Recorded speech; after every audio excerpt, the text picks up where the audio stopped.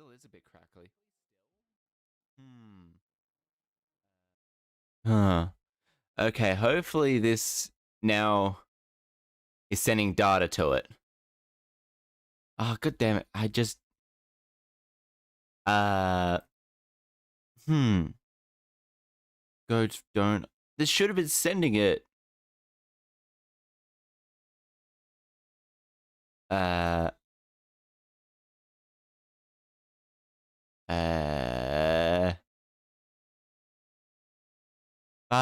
Ba da ba ba da ba.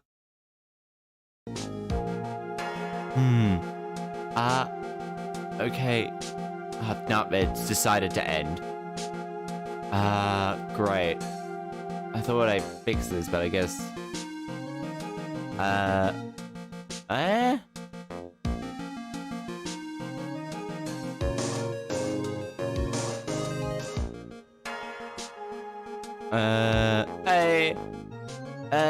Hello? Alright. Now, okay, sounds fine now?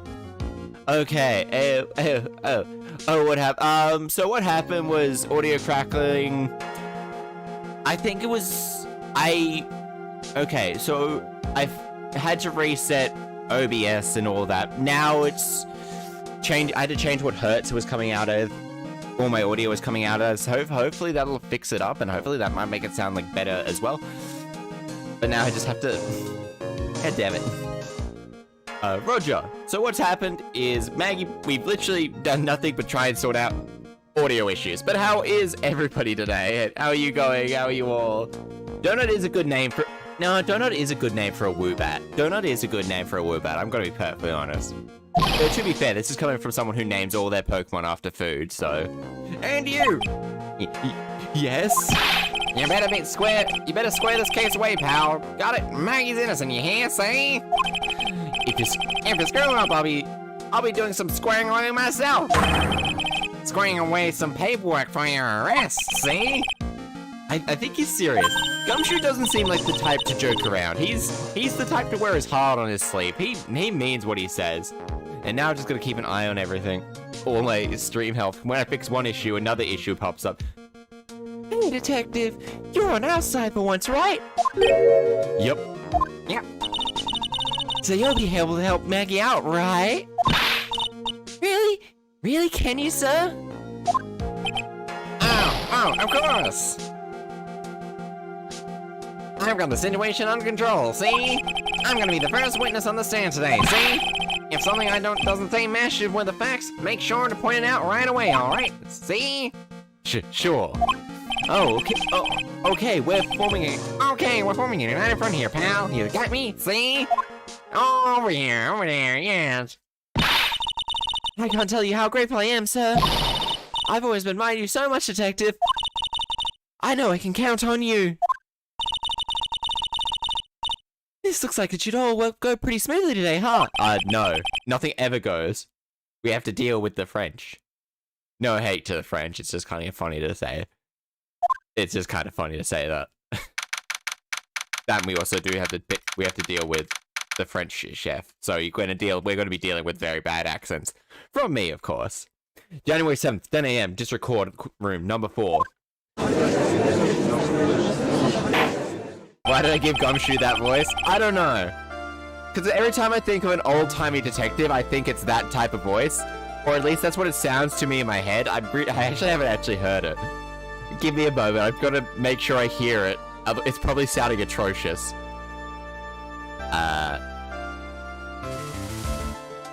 Hey, over here now, over here. It's over here. See? Yeah, okay. Atrocious. Well, he's got that voice now, mostly because it's fun to do. Court is now in session for the trial of Maggie Wright. Yep, I'm gonna hit you up. I'm gonna say some yuckin' stupid stuff. Yep. The defense is ready, Your Honor. Coffee. I'm actually kind of tempted just to make everything he says just coffee, coffee, coffee. Coffee. Coffee. Oh, Mr. Wright? Yes, Your Honor? Yo! What's wrong? Yeah, nothing. It's just whenever I addressed you in the previous trial, your response was, "Is the talking to me?" Yuck. It was, well, a little intimidating. Yuck. No, that wasn't me. That was the phony Phoenix. Yuck. I see. So trusted Phoenix Wright is back with us today, is he? Yuck. Our trusty? Yuck. So, Mr. Godot, your opening statement, please. Coffee. Coffee. Real deal. Coffee. Okay, that's gonna get really boring. We'll soon find out. Enough. Through in this trial today. But I can already tell you, I'm the real Phoenix Wright. I wasn't questioning whether you are Phoenix Wright or not. I was questioning whether you had studied law or not. Oof. That's what I intend to find out. I mean, I'm fairly sure that they wouldn't... He passed his bar exam, or whatever the equivalent is in this world, probably just going to a clown school. That's what I intend to find out. There's no denying it. Behind that mask is a man who really hates me for some reason or another. I don't think he hates him.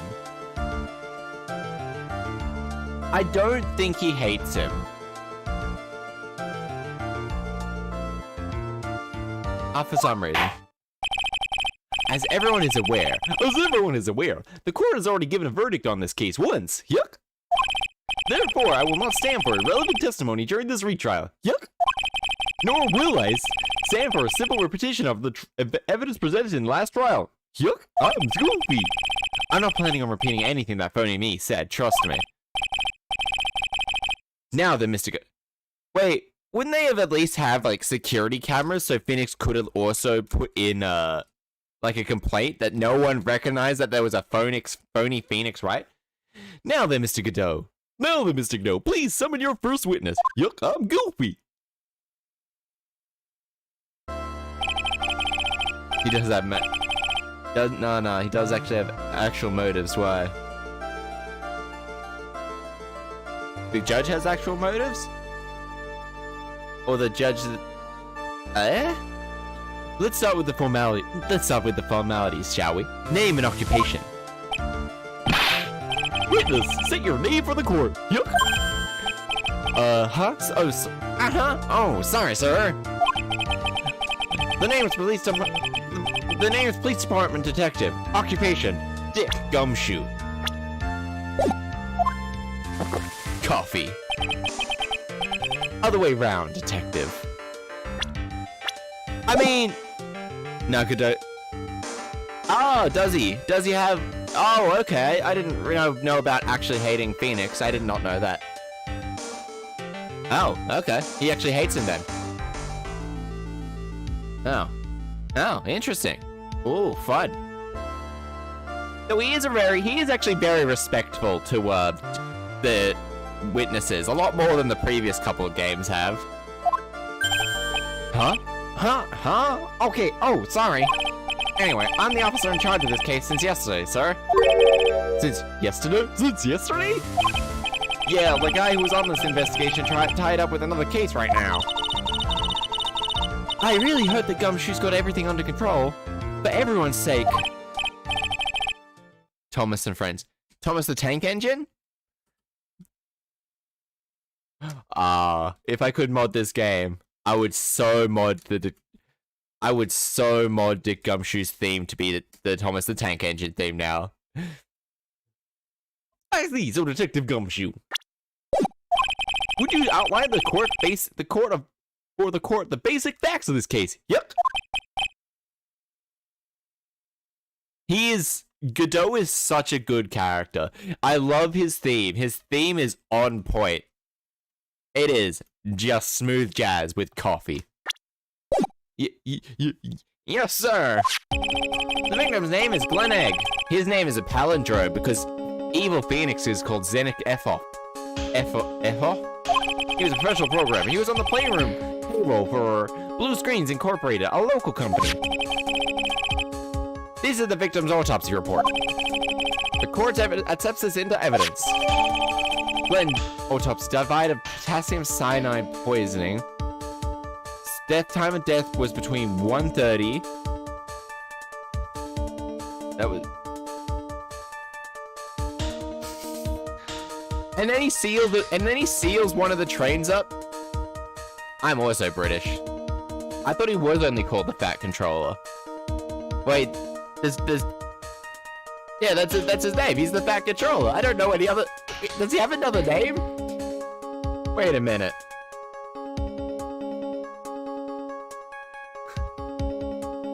Oh my god, he actually has. Oh my god. Okay. His actual name is Ace Detective Worthy. His name is Topham Hat. Topham Hat. His name could literally just be Top Hat. Okay, I only ever knew that. Oh yeah, no. Yeah, no, it's literally. It was Henry that was sealed in the tunnels. Henry was sealed in the tunnels, I think. It was one of the green trains. I think it was Henry. Glenn's autopsy report. Died of potassium cyanide. Term Topham Hat. Nah, he's the Fat Controller. He's the Fat Controller here in Australia, anyway. And here's another.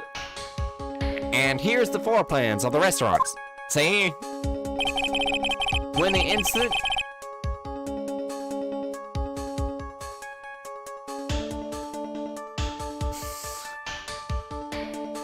I guess it is rude, but also the fact is that most people probably know him as most people outside of the recent stuff. Wait, there's also a new series? What? Oh my god, does it have much? Yeah, it's like he wouldn't move, so they sealed him. They sealed him away. They were just like, oh, we'll seal them away in a tunnel. Jesus. And then he came out and had a beard.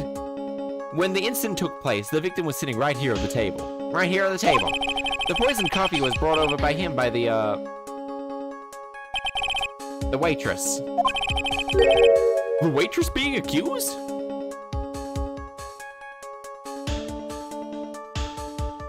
Okay, animated. Okay. I mean, I guess that I think I had like a wooden train set when I was younger. Unless cartoon animated, so it's like still what? Yeah. The victim died from poisoning almost immediately after a sip of coffee. That would have had a lethal amount of potassium cyanide, like probably enough to kill several people if it just had a sip in it. Mr. John Armstrong, the owner and the chef. The regular by the name of Victor Kudo.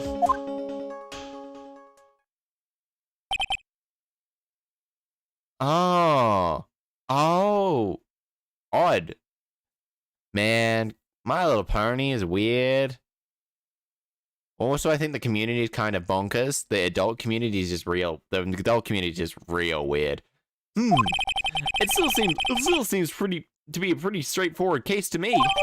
Pedestrians floor plans added to the court record. Wait, why would the trains need to hop off the rails? What? Why? Why are they hopping off? Just make a new series about cars. Just make like a Cars TV show or something. Weird. The X is the victim's seat. Coffee. Come, detective. Take up this hammer.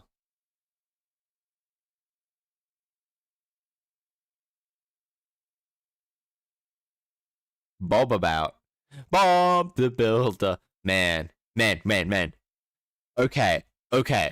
Okay, so hear me out about this. Did you know, I read Bob and now my brain's on Bob the Builder. Did you know that there is a Bob the Builder Maroon 5 cover? So Bob the Builder was singing Maroon 5. Oh, it's the actual voice and everything. If it wasn't YouTube, I would be happy to put it on, but because YouTube's weird with this type of stuff.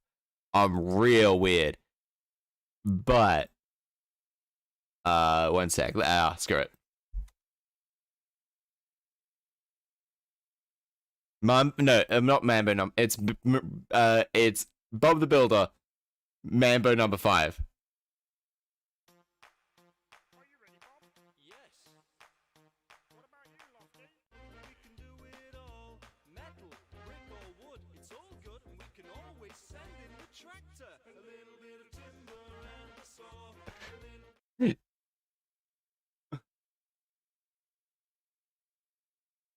I know, but also Bob the Builder is still that I completely different designs. God damn it. God damn it. Wait, they still make Bob the... I know Bananas in Pajamas changed as well. Bananas in Pajamas are coming down the... God damn it. All this childhood. Come on, detective, take up this hammer. And nail the defendant's coffin shut with your own 2 hands. Now then, Detective Gumshoe, let's have your testimony. Yes, sir. Yes, sir. The incident. When the incident took place, the victim was alone at the table, sir. We understand that the guy, Glenn Egg, was listening to the radio at the time. Traces of the poisoning were found in his coffee cup. And what we found was potassium cyanide. That stuff really packs a punch. And, it looks like Miss Bride might have had some kind of motive.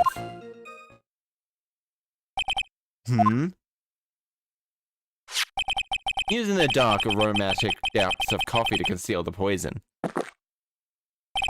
Classy lady.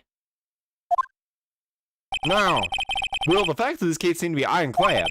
Mr. Wright, I would ask you to begin your cross-examination. Yes? Please do not no intimidation tricks. So, the answer is, my guess is that this trial only lasted 1 day because the judge was just like, oh, you fucked up. Throw it away. Throw it away. I already told you, it wasn't me.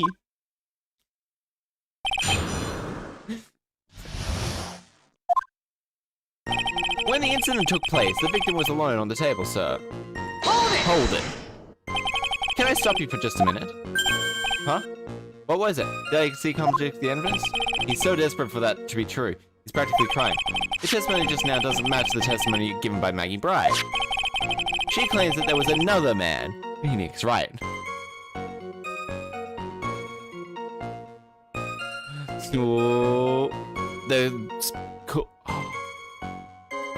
Wait a minute. Wait a minute.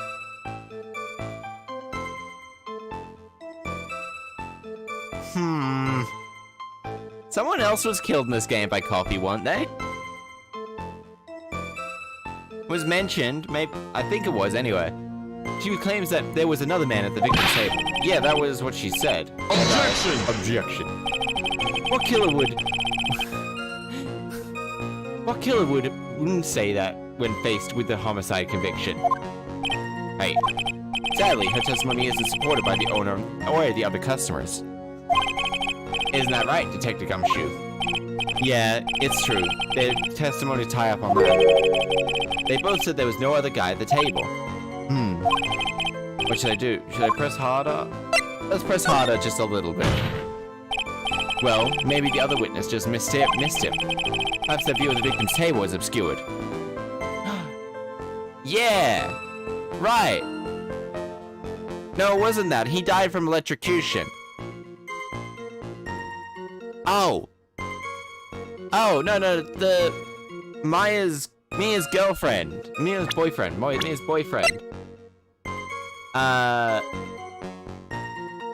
boyfriend died from poisoning, didn't he?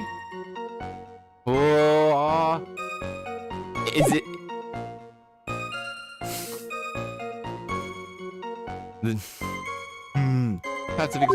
Ha. That argument is weak as the coffee at Tribulations, right? What? I have here in my possession a ticket. A ticket? No, it looks like my photo to me. Yes, a one-way ticket to the Guiltyville population of the defendant. This photograph was taken near the entrance to the kitchen. The scene as the witnessed by the chefs the moment after the poisoning took place. I think the court will agree that such a clear view of the scene of the crime. How, Trite, could anyone have onlooked the second person at the table? Jeez. Certainly seems to the victim's table extremely clearly. Okay, at least we got some more evidence. Just bursts in. Oh, my coffee is the best. We understand that the guy was listening to the radio at the time. Hold it! Ooh, he was listening to his radio, you said? Yeah, he had a portable radio in his chest pocket. Maggie told us too, didn't she? Something about how one of them had some sort of earpiece? So what do? Should I press harder? Always press harder. And what was the victim listening to at the time, detective? How should I know? Thanks a lot. We now one step closer to the middle of nowhere. This isn't going very well, is it? Could you perhaps tell us about the poison and how it was used? I mean, he was listening to the lottery numbers. Hold it! So traces of the poison were found in the coffee cup and nowhere else. Not sure I get you, pal. The poison was a liquid, or was it a powder? If I had to put it in layman's terms, I'd say it was a powdery substance. Okay. So the poison could have been in anything that was on the table. Sugar, salt, pepper. Ha! Do you put salt and pepper in your coffee? Try. Yeah. I've never been penalized for pressing harder. The victim took his coffee black, sir. Black with no sugar.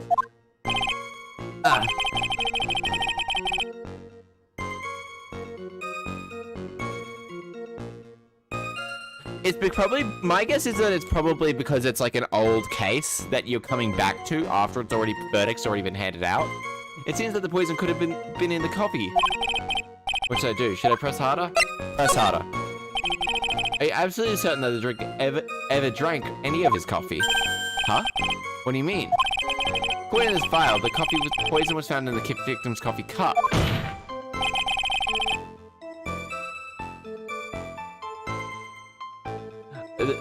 Did the victim actually... Oh, hey, you're right. Objection. Coffee. In case you were wondering, that last objection was for the detective there. Huh? For me? Coffee. Oh, hey, you're right. You may as well have been fooling the court, but I'm not falling for it. You have time to waste, but you have time to present that piece of evidence. That piece, sir? Yes, that piece. The piece of what you did Friday night, gumshoe. What piece was that? Oh my god, Gumshoe. Ooh. Yeah. Okay. Whipping is bad, but he literally threw a scalding hot coffee. That is full-blown assault. Oh, I now remember. This is the victim's coffee cup. Yes, the victim's coffee cup. Take a good look at the rim. Ah, yes. It's unmistakable. There is clearly coffee stains on it. Of course, it was a coffee cup. Conclusive proof that the victim did drink the poison that was in this cup.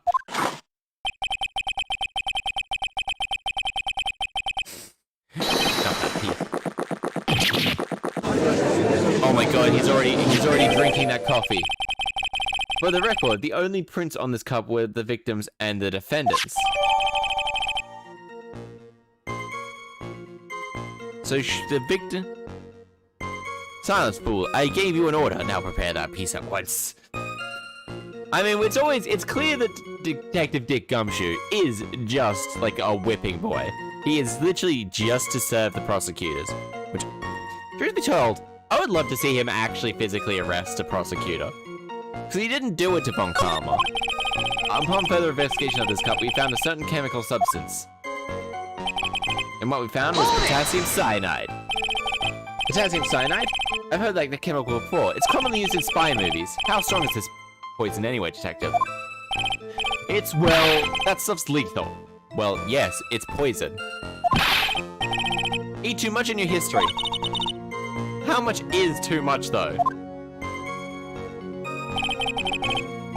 A lethal dose is 0.2 grams. 0.2 grams. That's about enough to finish anyone off. 0.2 grams, how much is that? You know when you swap your ears for earwax? About that, oh my god. No. A prosecutor has. Von Karma did. Von Karma very much did an evil laugh. Not Francesca Von Karma. The Von Karma that's actually committed crimes. He had a very good evil laugh. You know when you swap your ears for earwax?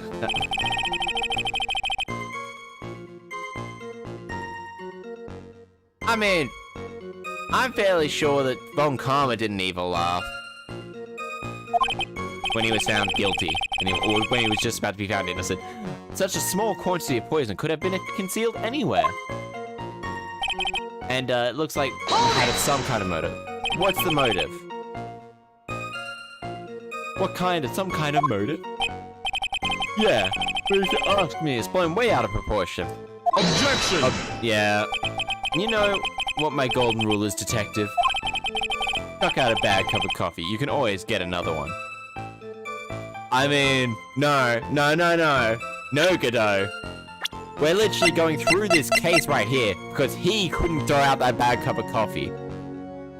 That is, this entire case hinges on the fact that you cannot throw out a bad cup of coffee. Huh? I don't get it. I'm saying we can always get another witness on the stand if we have to chuck you out. No. So stick to the facts, detective. What was Brian's motive? 17 cups of coffee. He likes his 17 cups of coffee. He only drinks in the entire trial 17 cups of coffee. And then so if the case is over in an hour, he drinks. Oh yeah, no, yeah. That he has like multiple golden rules. I would say the throw out the cup of coffee is probably more like his silver rule.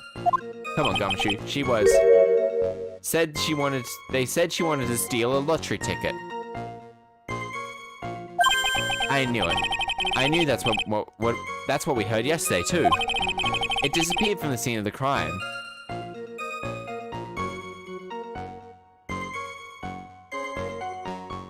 How many cups of coffee does he drink? And it wasn't just any lottery ticket. It was a winning lottery ticket for $500,000. Man, if I goddamn catch that. So there is a new Magic the Gathering card that's coming out very, very soon. It's the One Ring. There's one copy of it entirely in existence. I know I will never grab any. I will never get it. But if I do, I am half tempted to make a sandwich out of it and just eat it live on stream. Then again, but I could also sell it for $500,000, or I could sell it for or I could sell the rights, or I could eat it for $100 million. No, not 500 million, 500,000, $500,000. Mr. Armstrong knew about the ticket too, didn't he? But he stole the wrong one. I need to grab some crisps. Indeed, crisps are good. What flavor of crisps are your favorite? Ah, that's a question. Then it's possible Maggie stole the winning one? What should I do? Should I press a little harder? No face reveal. I used to stream with it on. God knows how long ago. That's only if I get that $500,000 card. That is only if I get that $500,000 card. And that is mostly just so I can eat it live on stream without having to do some weird shenanigans. And that's mostly because it's $500,000. It's $500,000, and it will be the most expensive thing I have ever eaten. I won't feel good afterwards. I'll probably keep kicking myself for losing that, but it would be very tempting. And I would probably sell the rights to, or I could just make a sandwich out of it. Because then it would just be funny. Free marketing right there. Oh, I'm the dude that ate that $500,000 card. Wait a minute. The mere fact that the lottery disappeared in no way implicates my client.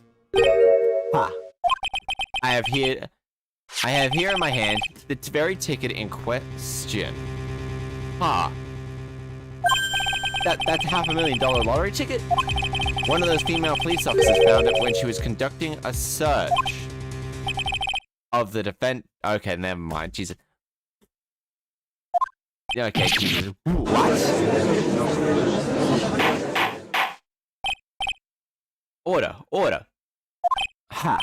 She's quite the lucky bird, our little waitress. She's the opposite. Objection. She's literally had her fiancé murdered. For no reason. You will submit that ticket as evidence to this court immediately. I better keep an eye on that ticket. I would. I would. Yeah, no, that's... Like, it would be hard to... I would be, like, selling it or eating it. I would have to, like, put it... Or... I'd probably sell it, truth be told. So eating it would be really funny. It would be hilarious. It would be pretty goddamn funny. I'd better keep an eye on that ticket, the way the judge's voice is quivering. The victim's lottery ticket found on a body search. This ticket was presented to the court in the previous trial too. Then why wasn't it in the evidence now?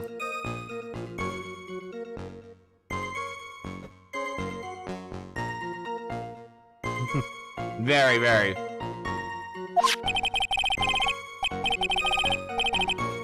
But it feels heavier now, somehow. $500,000, you say?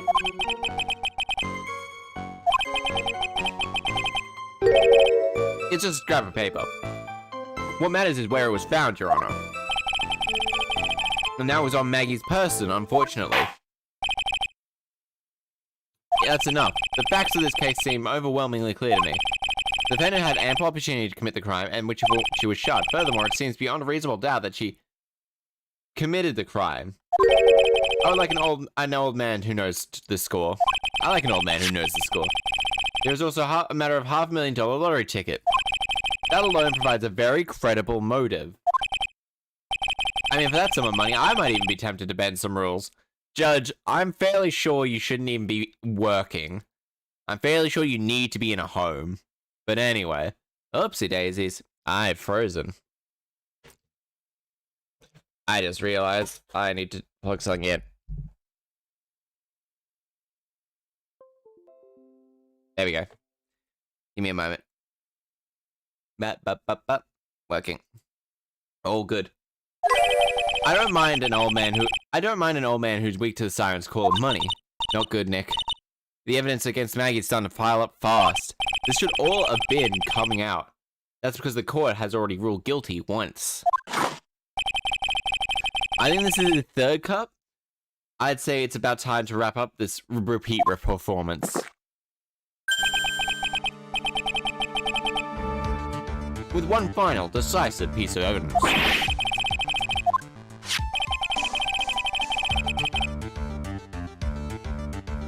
This apron, the delightful Miss Bride was wearing at the time. Wow, that's not the cleanest apron I've seen. This stain looks like it can be. Blood? Can it? Elements of justice. Ah.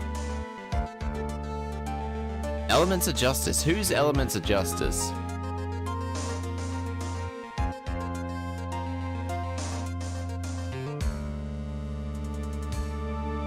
No. Oh, that one. That's the My Little Pony crossover. Right. It seems the star of our play was a little flustered. And somehow spilled coffee on herself. Coffee? That's not exactly the first thing that caught my eye. Of course, the coffee stain isn't the most interesting thing about this apron. No, there's something else that stands out even more. The frills. Of course, I'm returned to the pocket. The pocket? A search carried out right after the incident uncovered this.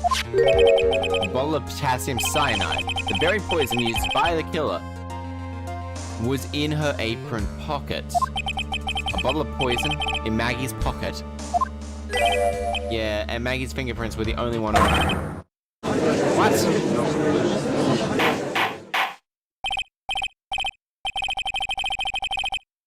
Order. Order in the court. The court will accept these items into evidence. The apron added to the court record. Deadly poison powder and potassium cyanide added to the court record. There's something that's still bothering me, Mr. Godot. Why have you not explained the bloodstain to the court? Bloodstain? What bloodstain would that be? Don't play game, prosecutor. The blood-colored stain that's all that is smeared all over the apron. That's ridiculous. No one told me anything about the bloodstain. You don't need to be told. You just have to look at it. Well, detective, could this stain really be blood? No, wait, sir. That's just ketchup. Ketchup? She must have got it on some apron while taking someone else their breakfast that day. And she wouldn't have swapped it? You should have spoken up a little sooner, Detective Gumshoe. I'll pull a stunt like that again, I'll have you drink 17 cups of ketchup. Oh my god. Oh my god, that's so much ketchup. Jesus. That's so much ketchup. Oh. That's like, oh my god, how many liters of ketchup is that? That is probably over a gallon. That's probably a gallon of ketchup. Oh my god. I thought everyone knew about it, what it was already. I mean, I haven't seen anything yet to make me doubt the last ruling I made on this case. The motive, the opportunity, and the supporting evidence. They have all been clearly established. Well, trite. It seems you are really a phony after all. You really know how to drive a man nuts. You can drive my nuts any day. Oh, what? Who said that? Not me. Oh. That man, whoever said that is correct though, right? Okay, now. Witness, please continue with your testimony. Describe for the court the crime scene and the findings of your investigation then. Oh, I've already done this one. Okay. The investigation. This crime was reported at 2:25 p.m. by a kind of scary old man. Poor Maggie had passed out from the shock. It must have been real tough for her. The victim didn't have any identification on him. We figured out who he was pretty quick, and then some investigation went smoothly. Maggie was searched, and we found the lottery ticket and the bottle of poison. And that was it. And that was it. There was nothing else missing from the crime scene. Oh. You identified the victim and secured your prime suspect. Very good. Why are you shaking your head? Last chance to convince the court you're a real lawyer, trite. Don't count on me. Don't count on any more cross-examinations after this one. So let's the fun begin.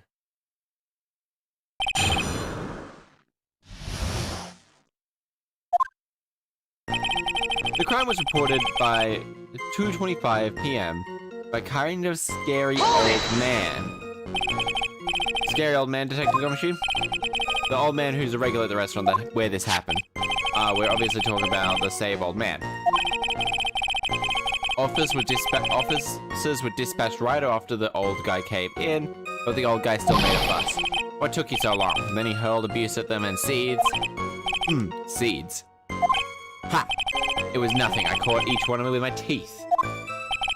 I guess not even the mighty Godot can avoid being attacked by this guy. The old man was the only customer.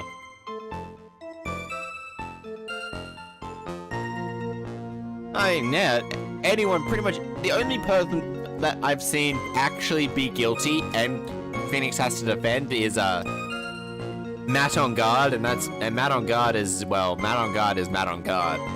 It was a good case, but goddamn, was he just a terrible human. The old man was the only other customer at the time. He took his time finding a payphone, apparently. So he was late reporting the crime. Poor Maggie had passed out. How long was the defendant unconscious for? Officers got to the crime scene around 2:40. Maggie was still out cold in the kitchen at the time. It took another 10 minutes before she came up to. I would have liked to have been on the scene myself. Yeah, I bet you would have. I would take that. I bet you would have, Gumshoe. I bet you would have. Like to have carried out the search too.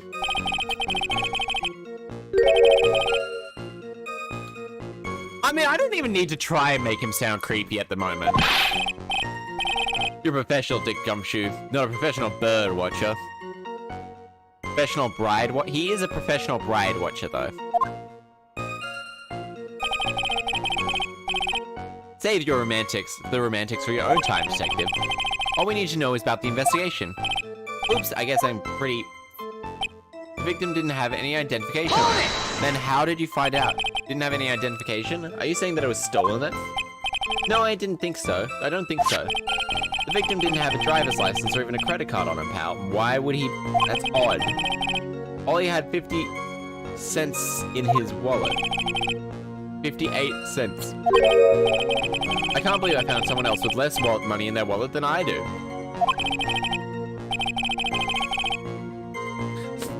He might have had hobbies. I mean, birdwatching is always one of those ones that doesn't seem very interesting, but the people who have birdwatching as a hobby are always so passionate about it, and it's one of the cutest things. The victim sounds like he was a thoroughly miserable young man. Oh my god. This judge with the roast of the dead men. Or some kind of outlaw. Why not give him a bit of an edge? I'm onto something here. We figured out who he was pretty quick, and how'd you do that, actually? Wait a second. Huh? Did I say something dumb again? Let's paraphrase what you testified to this court. The victim didn't have any form of ID on him. That's basically what you said, yes? Yeah, basically. Then, in that case, how were you able to quickly identify the victim? Oh, that. Oh, he said let down. He got a whole sagging shoulder and puppy eyes going on. There was a prescription bag on the victim's table, along with the lottery ticket. It says Mr. Glendeleg visited his doctor before he went to Tres Bien. They got the victim's name from the medical records of the doctor who prescribed him the meds. Uh-huh, and who's the doctor? That's a reliable enough source for the court.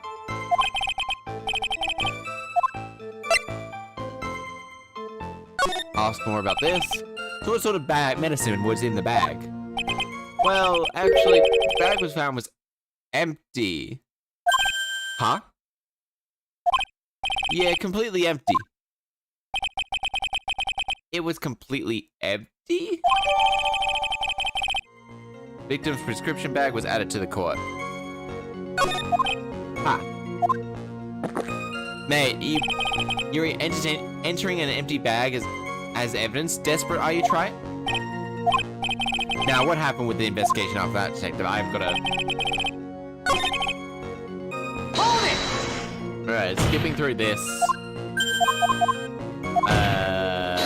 Okay.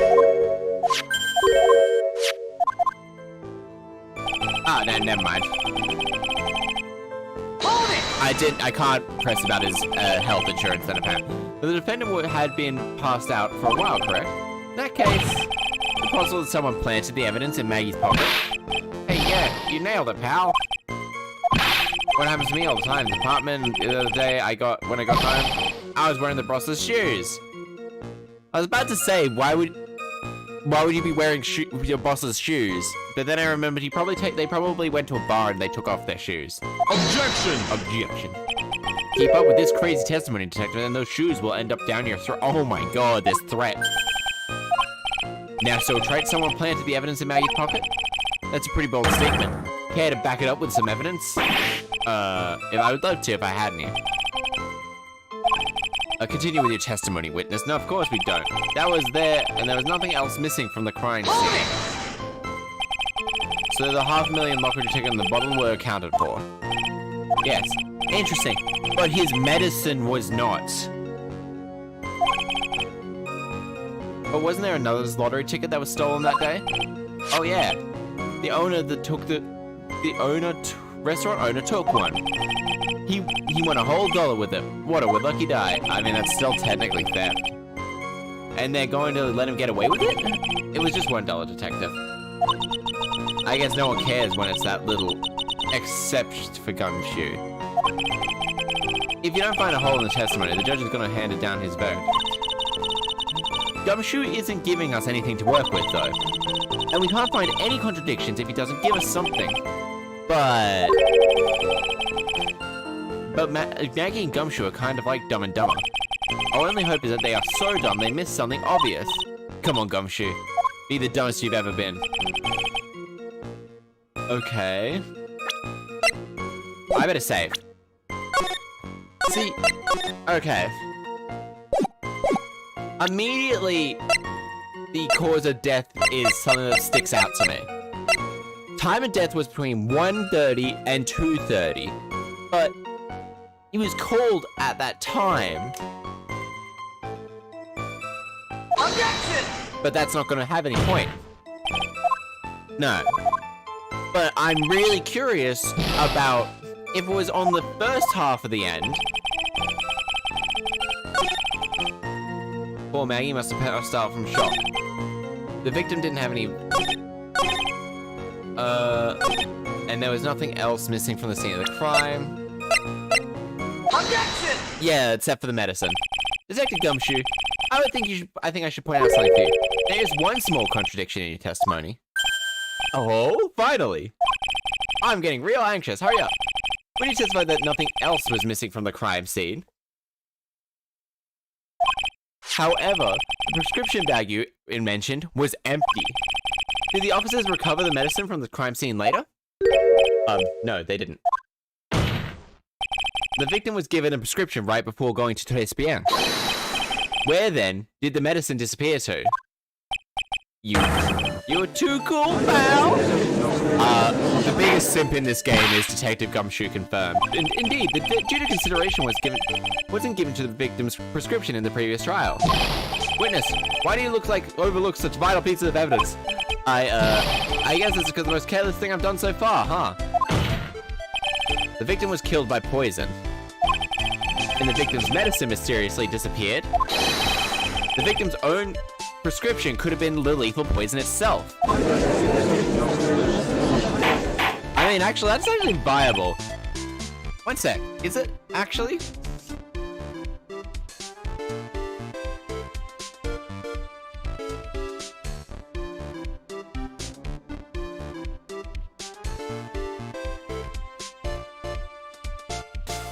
Okay. It is actually used in medicine. And if my money's on the case, is the phony Phoenix was actually the phony doctor. Well, Mr. Godot, what do you have to say about that? Ah, that's all. What? Read for the court the name of the clinic on the prescription bag, will you? What's the clinic's name got anything to do with? New Ear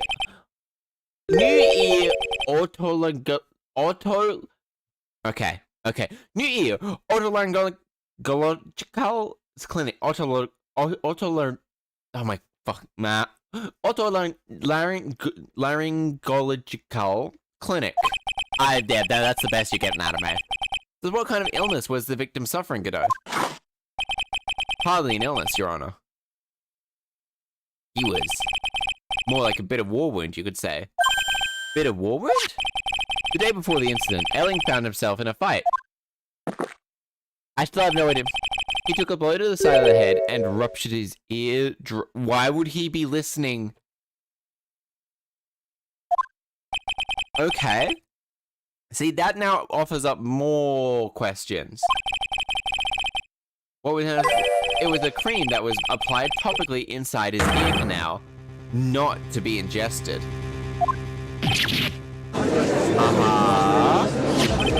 It's mentioned in the autopsy report if you read the fine print. They found traces of the medication in the victim's left.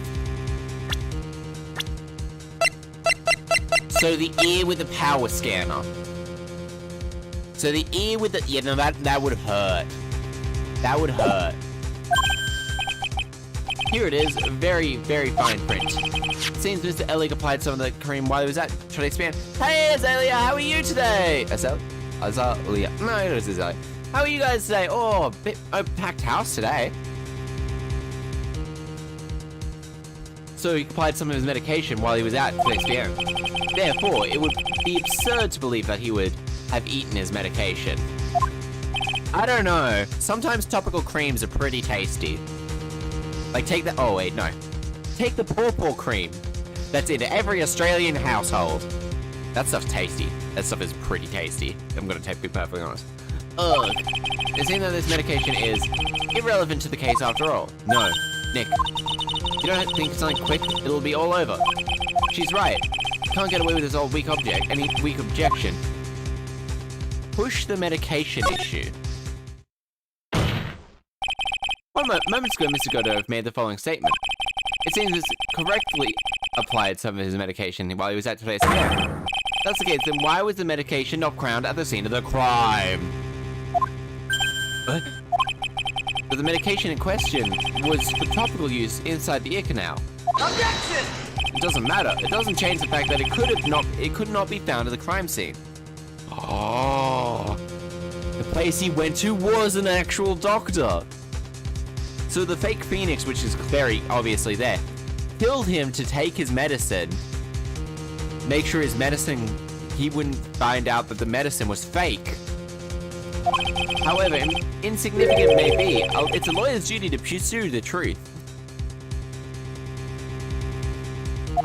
Objection. You know as well as I do that medication is irrelevant. Not really, actually, because it is missing. Coffee slam. It hardly seems likely that a prescription drug would contain potassium. It actually does. There is actually cases. Some antidotes. Use cyanide and citric nitrate, such as citalopram and cimetine. It's actually used in a wide variety of medicines. It also can be. So there is actually times when it could be used. Objection! Hardly seems that like the coffee waitress said the waitress served would contain it either. But if it did, the possibility is undeniable. But it did. Arg. That's enough. Mr. Godot, is the detective the only witness to the prosecution wishes to call? Mr. Godot? He knows something. I've got my own witness I'd like to make a call, sir. Objection, tennis. That's one of the coolest parts. Objection. It's the old man who was at the restaurant on the day of the murder. Yes, sorry, he's right there. Victor Kudo, the pigeon hater? Very well. The matter of disappearing medication seems a little more than trivial at best at the moment. However, it wasn't explored at all in the previous trial. No. So, toxicity reports can only tell you what compounds were ingested. And so if they don't have the ear medicine itself... Oh, but they do have a trace amounts already in the ear, so maybe they could have, but they might not have been testing for it. They might have just said, oh yeah, cyanide poisoning. Here's the high levels of cyanide. They might not have tested the medicine, and seeing how it's all... They might not have tested the medicine at all, because they found it on the coffee cups and all that. So that's why I don't think it would have been showing up in the autopsy report. And something like this, that bothers me. Yay, good job, Nick. The court will adjourn for 10-minute recess, after which we will hear the prosecution's next witness. Ha. I suppose this means I'll just have to finish you off in my last 6 cups. Alright, we're checking something. This courtroom started at 10. Alright? this man was drinking 11 cups of coffee, drunk 11 cups of coffee. We just discovered that Godot has drunk 11 cups of coffee in about 63 minutes. Besides from that, the medicine, we found out that the medicine hasn't been found at the whatchamacallit, the scene of the crime. So the scene of the crime didn't have the medicine, and so there was reasonable doubt that the medicine could have been used for killing, but because it was a otolongarical, an ear doctor medicine, it was thought to be irrelevant. But because they couldn't find it, they can't rule it out completely. Detective Gumshoe's testimony has ended, and we're just about to meet this old man. But I think the most impressive thing is that Godot has drunk 11 cups of coffee in 63 minutes. Okay. One sec.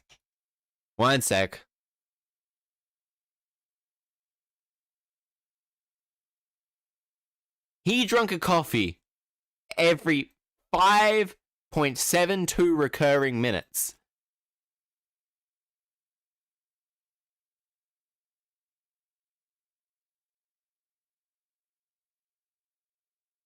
So he was drinking something like, that's a lot of coffee. That's so much coffee. Just like, why? Whew. That was close. Tell me about it. I nearly died in there. And this would have been hot coffee. Phoenix did state that it was capable of burning him. So that is... Godot just doesn't have, like, skin in his mouth. I'm fairly sure he's just got, like, bone. Tell me about it. It's my line.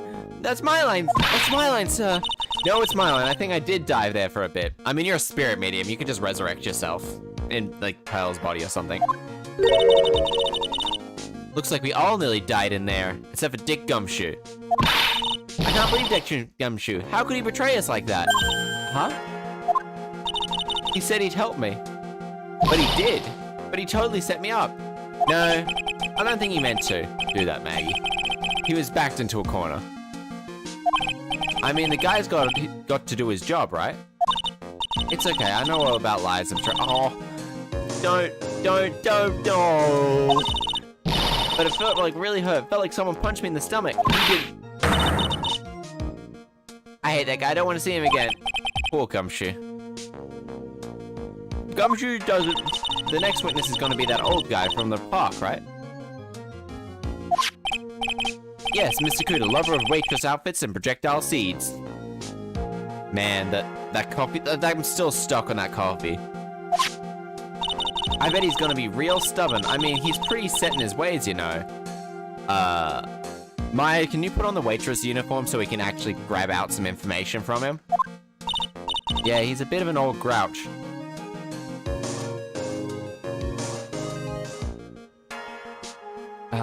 Yeah, maybe. I understand why Maggie's upset.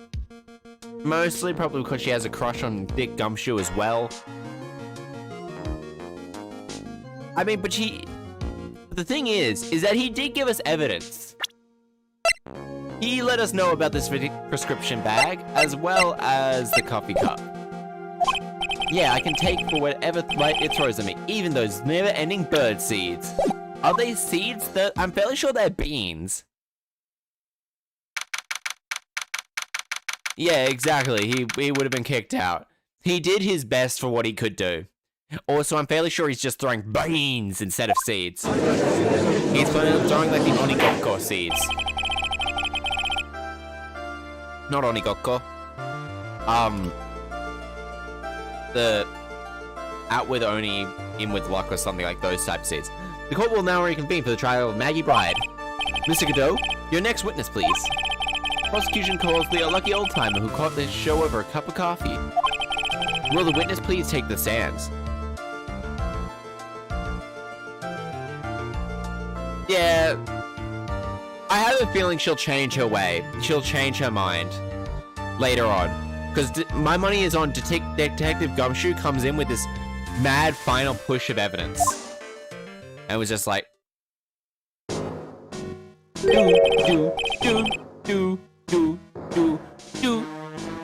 name the occupation if you don't mind. My name is VTuber, born and bred in the land of the rising sun. I am old. Honor and beauty of my ways, what make me, mind you, I can be quite emotional at times. Oh, my back. We don't need to hear about that Mr. Kudo. Just tell us your occupation. My occupation? Ah, listen, youngster. How much you like to call me the kimono? How much gold do you think there are for kimono embroidery here? Komodo embroidery? Yeah, it's pretty much a just stereotypical, like, early SNES, GameCube, PlayStation 1 sort of, military theme. That's what I do, or did back in Japan. I'm fairly sure this is set in Japan. My ancestors were embroidering kimonos before this country even existed. I mean, I'm gonna... Wow, real craftsmen. They're a dying breed. Yeah, it does Team Birdseed. Maybe you could embroider some like...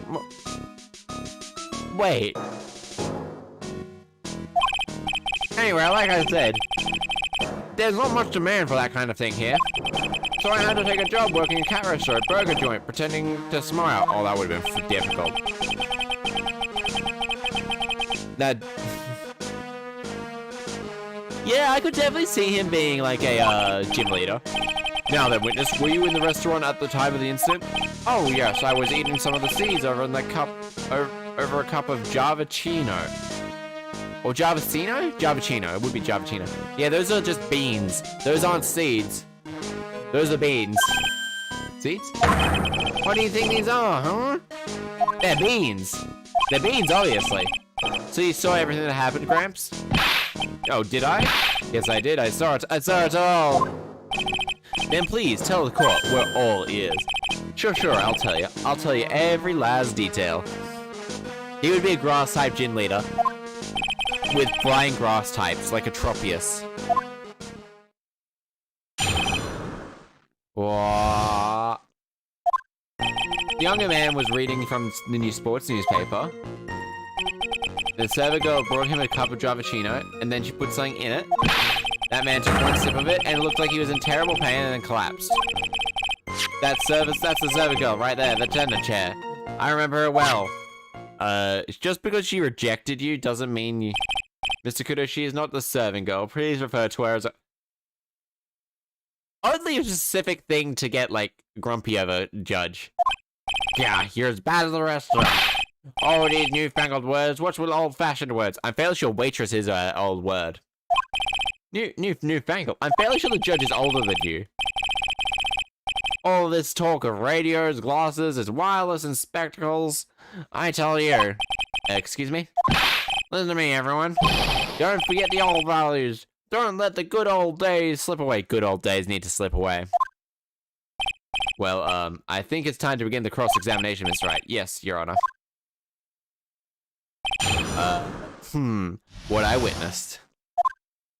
The young man was reading the new sports newspaper. The server girl brought him a Javachino, put something in it, and one sip of it looks like it was in terrible pain. That's the serving girl.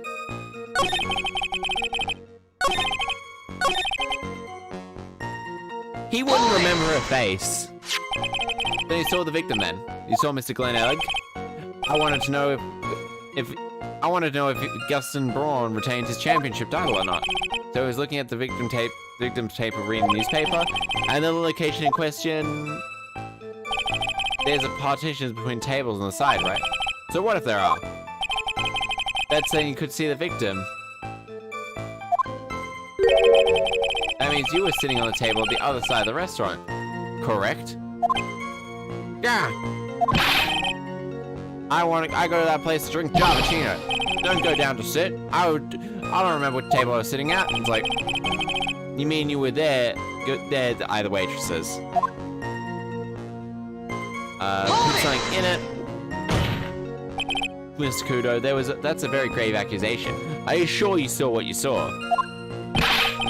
Victor Kudo never mistakes. I dot every T and cross every I. I mean, that's just because you're fucking stupid then, Kudo. Everyone knows that you cross your X's and dot your O's. God, what a bloody idiot. My eyesight's fine. The doctor said I only needed spectacles for reading, driving. I bet his eyes are only really finds when he's scoping out the waitresses, ogling them. Then I saw put something. I bet I know. Your Honor, more clarify what was put into the victim's coffee.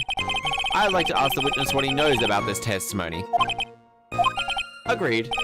Witness, will you enlighten us, please? Sure. There's no question about it. She's very conspicuously put some white powder in it. Did she really put that into a coffee? You doubt me, boy? She took some brown bottle and sprinkled it in. Couldn't have been adding sugar. Sugar in a small brown bottle like that? Like that? Witness, could you please describe the bottle in terms more correct? Ha. A bottle like this, perhaps? Oh, there it is. That's the one. Bottle of potassium cyanide, correct. So what did the accused put in the cup of coffee? It's clear, don't you think?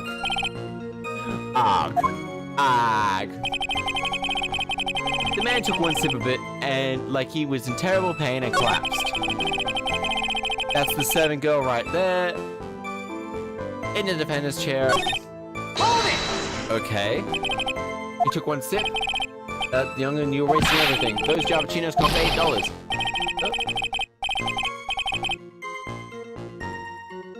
My headphones just attached, actually. I think anyway. Yeah, okay, did.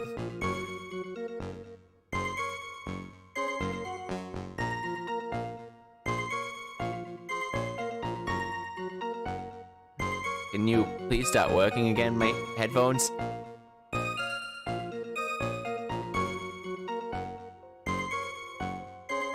Oh, no. It's doing this again then, eh? Close this. And properties? I need to monitor off, monitor. There we go. There we go. Just temporarily dropped out for a second. In the good old days, we would have drunk every last drop and eaten the cup and then died. I mean, it had cyanide in it. Chances are, you would have died. So if this was immediate death, well, with enough potassium cyanide, I suppose that's possible. Oh yes, he slumped over without so much as a twitch. The Javachino, I felt the Javachino I just drank turn my sour in my stomach. Ah, yes, I know the feeling. And the waitress, I presume she... Right there in the defendant's chair, I remember her. Oh god, this is loud now. There you go. You said I remember her well in reference to the waitress. Did she have any particular features you can identify her by? Particular features? It's great, so that's what it is. I'm sorry? You can see all the way up her, you know, she's practically naked under all that uniform. I bet we're technically all naked under the uniform. So, we're all technically being very lewd right now. We all are naked under our uniforms. Under our clothes, we are all naked.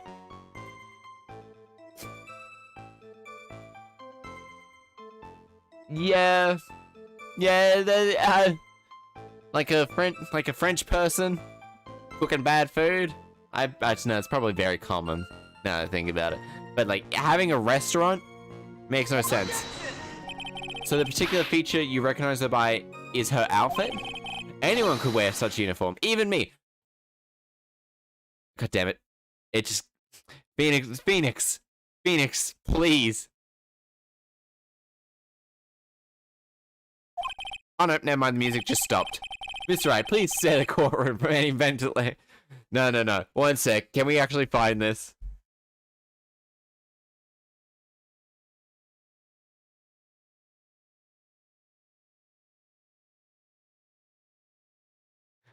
Please. Oh, hell yes. Yes! There is so much art of it. Yes!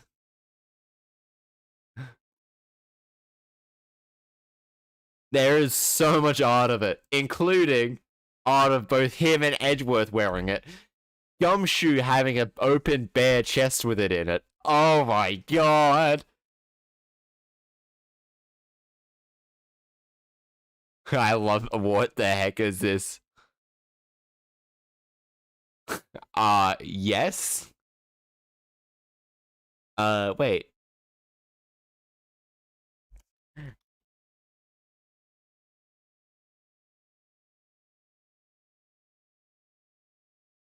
Spirit of justice. 1 second. You might actually be able to get this somewhere.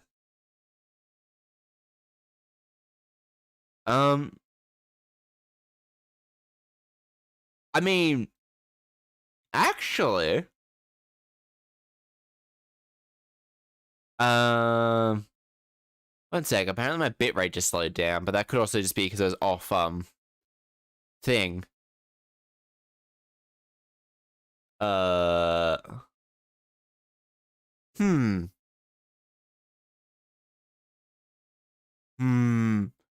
anyway.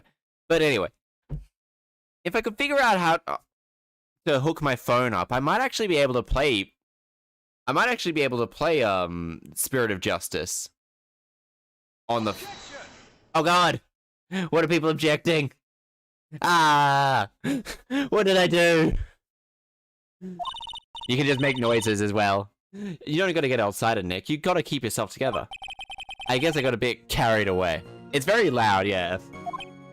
Ah! There's other things I recognize about her too, such as...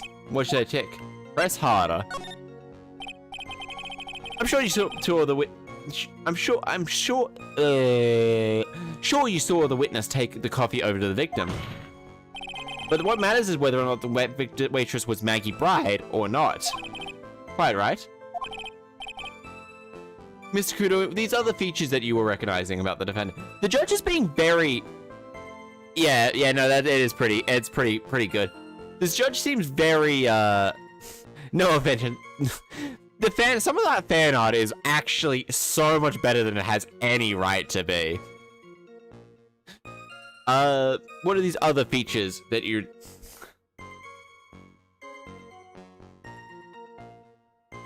You try. Upstream is healthy again. Okay, there you go. I would like you to add them to your testimony. Sure. There was a ribbon in her hair. There was a ribbon in her hair and her apron straps were loose. You sure seem to didn't remember details about her appearance. No, I understand what you mean. Fan art can be very hit and miss, but it's mostly for fun. Most of the time it's really fun. You do remember several points about her details about her appearance. But what about the most crucial feature of all? Her face. Oh yeah, no, 100%. But also, it seems pretty fun. I'm sure most Phoenix Wright fan art. Oh, maybe not most. But anything involving the waitress uniform? Definitely. I'm sure there is more Phoenix Wright and Edgeworth in that maid outfit than any other character. But what's the most important crucial detail about it? Her face. Yeah, as if I would remember. The witness noticed the stripes on the accused's apron, but he's unlikely to make a mistake about her face. That's right, I can even tell you the cover ribbon. It was red. As you can see, there is nothing wrong with the victim's eyesight. There's no doubt he remembers the waitress pretty well. Oh, fuck's sake. You bastard. I didn't realize this. I didn't brace myself fast enough. Well, at least I know it works. It startles the ever-living shit out of me. Yep, that works. Works really well. Oh, 10 out of 10. Really good. Ask about the straps. Ask about the waitress's back. The identifying features you described, all things you would have seen from her back. So what? It's possible that you never saw the waitress's face? It did. I didn't see it quick enough. I did not see it quick enough. Yeah, I may need to turn it down a little bit. He's got you there, Gramps. People normally would talk about facial features when they're describing someone. But this witness's testimony is nothing but the stripes and ribbons. This is harassment. I tell you, I'm not obsessed with straps or ribbons. No, he's obsessed with strap-ons. I think it's like something along the lines of... One sec, I'll get you the... it's like something points or something along those lines. Actually, I have it written there. Oh, god damn it. No, it's not. Oh, no. Points. So, exclamation mark points. So, something like, that points, and it should work, or... I think that's it. I think that's it, anyway. Yeah, no, that's it. That's 100% it. Yeah, it just calculates. It takes a little bit of time to put it up. This is harassment, I tell you. I'm not obsessed with straps or ribbons. No, he's obsessed with getting pegged, though. I'm just telling you what I saw. Instead of, I'm not obsessed with straps and ribbons. Mr. Kudo, the court will request that you add any identifying features. Features you observed from the front, that is, to your testimony. Sure. No, I've been told I have a pretty robotic sounding voice. You have so goddamn many. What the heck? What the heck? Ah, jeez. Am I gonna have to crack out the bedtime story? Wait, do I have that written there?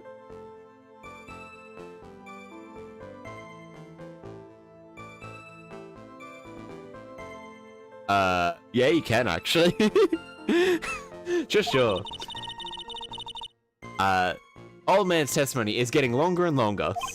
And if I can't find a hole in it soon, it'll be getting longer. There's not anything that caught my interest about her when I saw her from the front. Wait, you didn't find anything to be distinct? You clearly but you did clearly see the witness's face, right? No questions about it. I didn't come for this far to back down now. Victor Cooter never backs down. That's not the answer I was looking for, but okay. This turned into a matter of pride for Old Seedy now. I mean, Old Seedy is actually a pretty good name for him. I wonder if he really did see Maggie's face or not. Like I thought, we need some concrete proof of this.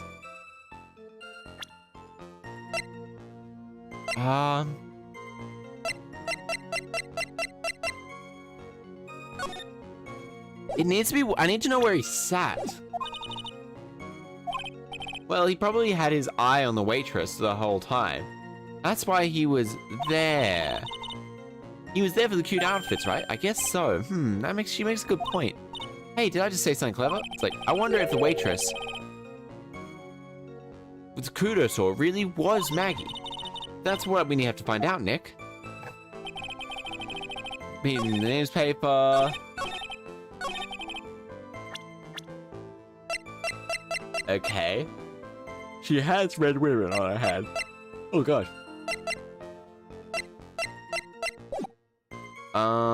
Okay, so let's go through it. Description, bottle. Aha!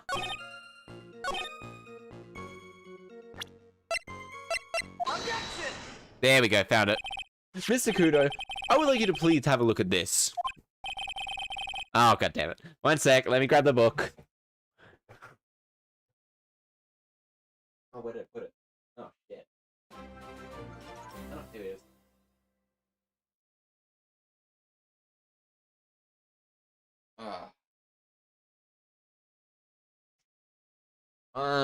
One second. We're gonna read some nice, grim fairy tales now. We are stopping. Unfortunately, I cannot show the pictures, because... How many pages is this one? Oh god, there's so many pages. I may have regretted making this a thing. Okay. Hansel and Gretel. Now, everybody, we're going to be listening to Hansel and Gretel. Hansel and Gretel is a... No, never mind. At the edge of the great forest, there once lived a poor woodcutter with his wife and 2 children. The little boy was called Hansel, and the girl was named Gretel. There was not much to eat in their home, and once during a time of famine, the woodcutter could no longer put bread on the table. At night, he would lay in bed worrying, tossing and turning. In despair, with a deep sigh, he turned to his wife and said, "What is going to happen? What is going to become of us? How can we possibly take care of our poor children when 2 of us don't have enough to eat?" Listen to me, his wife replied. "Tomorrow at the crack of dawn. Let's take the children deep into the deepest part of the forest. We'll make a fire for them and give them each a crust of bread. Then we'll go about our work, leaving them all by themselves. They'll never find their way back, and we'll be rid of them." "Oh no," her husband said. "How could I ever do that? I don't have the heart to leave the children all alone in the woods. Wild beasts are sure to find them and tear them to pieces." "You fool," his wife replied. "Then all 4 of us can starve to death. You might as well start sanding the boards for our coffins." The wife didn't give her husband a moment of peace until he finally agreed to her plan. "But still, I feel sorry for the poor children," he said. So there are some redeems that I have in chat, and so this is, yeah. So there's one of them where I just crack out and start reading a fairy tale. I must read a bedtime story. "I still feel sorry for the poor children," he said. The children had not slept a wink because they were so hungry, and they didn't miss a single word of what their stepmother had told their father. Gretel wept little tears, and her brother said, "Well, now we've had it." "Hush, Gretel," said Hansel, "and stop worrying. I'll figure something out." When the old folks fell asleep, Hansel got up and put on his jacket, opened the bottom half of the Dutch door, and slipped outside. The moon was shining bright, and in front of the house there was some white pebbles glittering like silver coins. Hansel stooped down and picked them up, and put as many as he would fit in his jacket pocket. Then he returned to Gretel and said, "Don't worry, little sister, just go to sleep. God won't abandon us," and he went back to bed. Oh god, fanfiction, oh my god. Yeah, that will have to have some rules. At dawn break, just as the sun was rising, the wife came and woke the children up.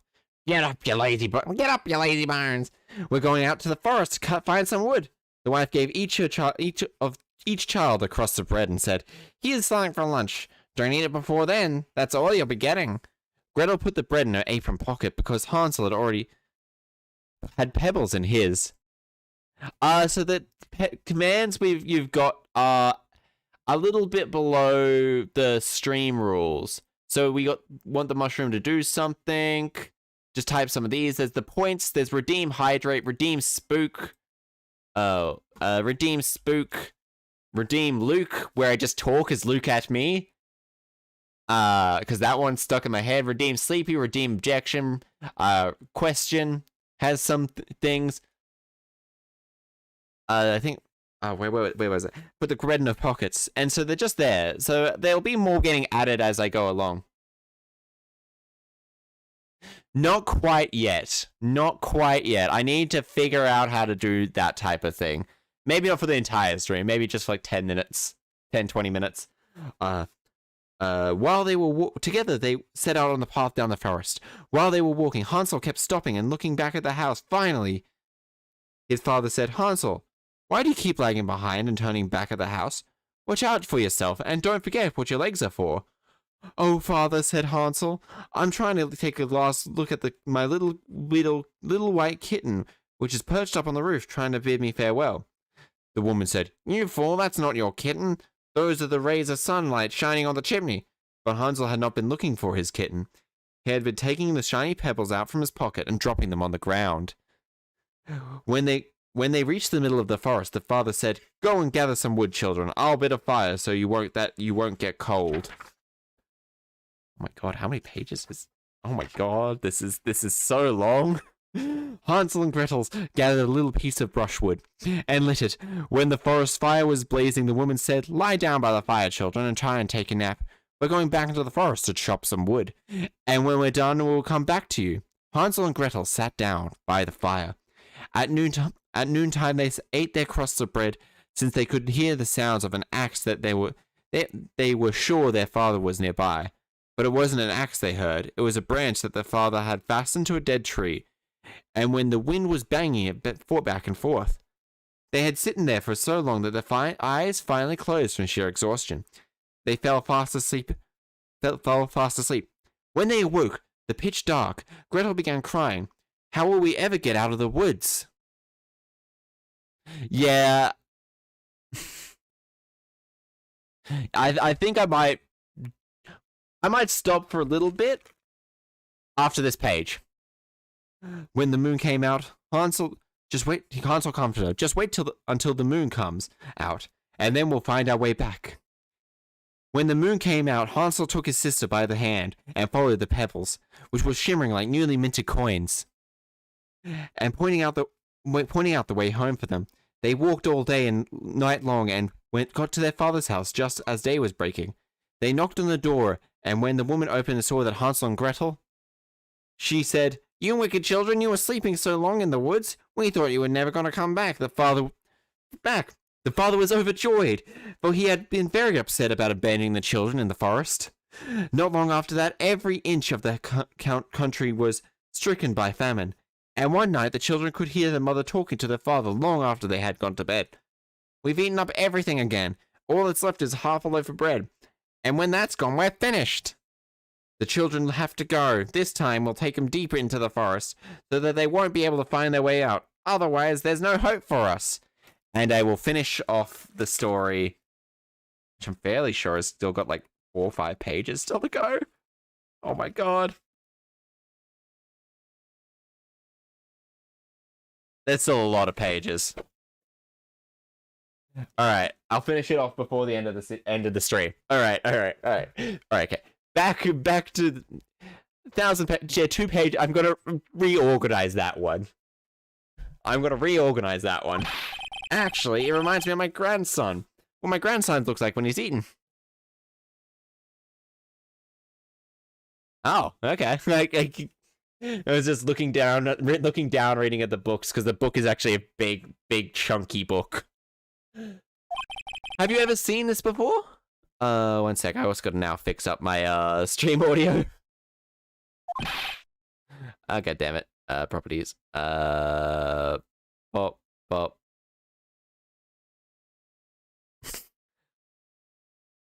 Duh.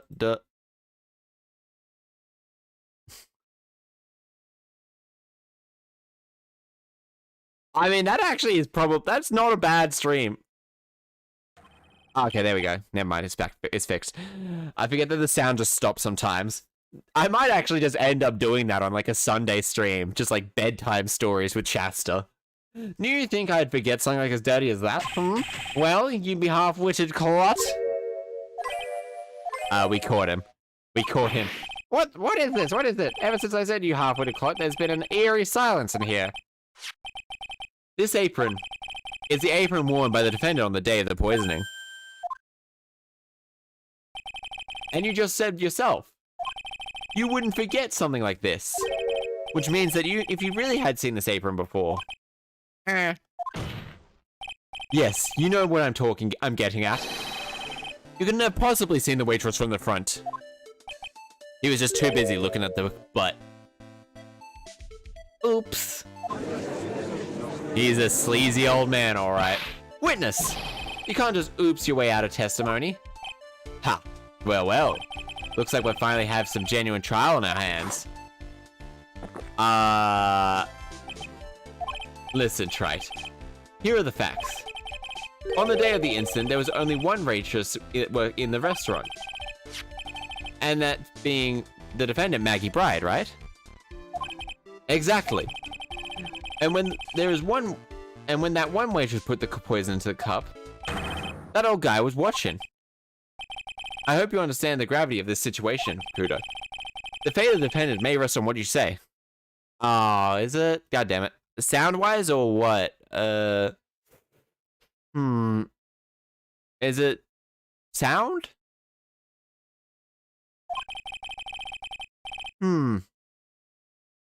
Might be the stream. I have a feeling. It's the stream. It's the stream. It's the stream. Okay, it's the stream. Okay, the bitrate's sometimes a little bit funky at the moment. It's probably the stream. The bitrate's slowing down a little bit more. Yeah, it feels like it's the bitrate more than anything else. Just tell the court exactly what you saw, Gramps. You can rely on me, Captain. My nugget's in perfect working order. Yeah. Visual-wise, then. I have a feeling it's the stream. Because my bitrate's being a little bit playing up. I remember a single occasion when I forgot what a burger... I can't remember a single occasion when I forgot what burger a customer wanted. You can't remember? Probably more like he messed up so many times he's blocking it out. That's actually a thing. Very well. Let's test just how good your memory and attention is to detail, Mr. Kudo. Tell us, what do you remember about the victim? Okay. He was another one of those pesky types wearing a broken pair of spectacles. He had a newspaper in his right hand, and the noisy brat kept rustling his pages. The young man was listening to the wireless. I remember that well. And when the serving girl in question brought over the Javachino, that little fidget picked up the cup with his free hand and took a sip.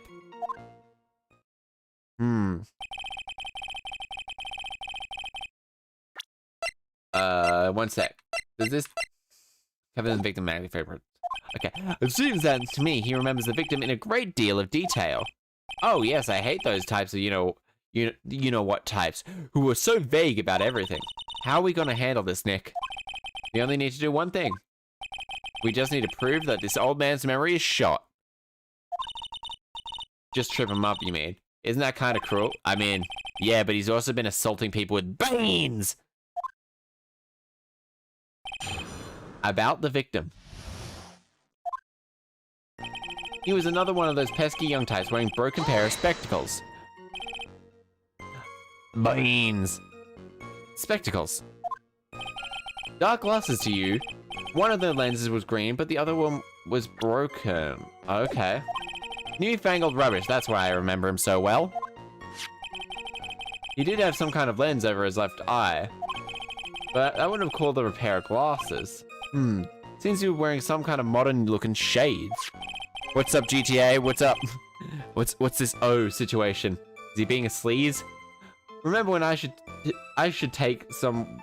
Perhaps I should take to wearing some and rival Mr. Godot's sharp appearance. We better come up with something sharp and quick. I guess I'll wait till them see. Paper in his right hand. The newspaper was sports paper, was it? That young hooligan, I remember. I nearly asked him. If you don't pay good, oh god. Oh no. If you remember, I nearly asked him, can you even read without fidgeting? I mean, no, I can barely read without fidgeting. How was I supposed to be able to read the back pages with all that rustling going on? Oh. Okay, that's why he didn't read it. I needed to find out if Gustin Braun retained his championship title. It was his paper, not yours. And if you wanted to know so bad, why didn't you buy one of your own? Who knows? What are you looking at me like that? He's just committing assault now. Mr. Braun got beaten yesterday, by the way, anyway. Wait.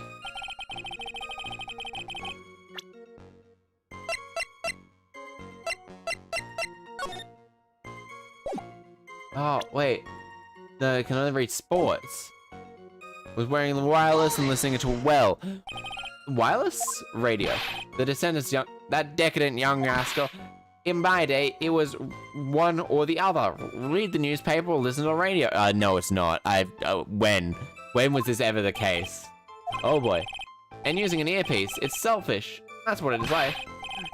I was straining my ears, but I couldn't catch any of it. Ah, he was that desperate to listen to the radio, eh? What was that for? Look at me, how dare you feel sorry for me? I mean, he had a busted eardrum. This is what I'm curious about. Where is that extra little, goddamn... Where is that extra... What side was he with the wireless in? It looks like his left-hand side, which had the ruptured eardrum. Then the serving girl in question brought over the Javachino. You mean the waitress who you only saw from behind, right? You're one of those, are you? Never let anything go. Isn't that right? Huh. Maybe. What does it matter if I saw her front from behind? My eyes don't lie. I mean, because you were probably staring at her. I better not push it until I got some hard evidence. The little fidget picked up a cup with his free hand and took a sip. His free hand? Yes.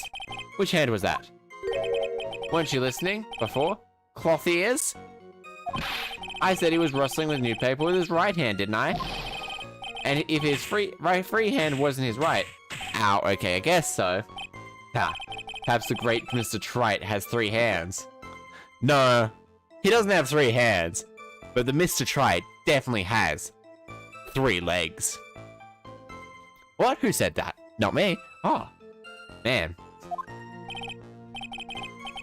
Oh, I remember hearing about I remember hearing an old news story about someone having a penile replacement. Is that to the father of Francesca? Maybe. Nah, the mother. The uncle of Francesca, because Von Karma definitely is, they definitely have the same outfits. Well, Von Karma is Francesca's stepfather, and the real father is Kudo. Oh dear. Yeesh, I was only asking, no need to gang up me like a freak. The whole point of this cross-exam is to establish one thing.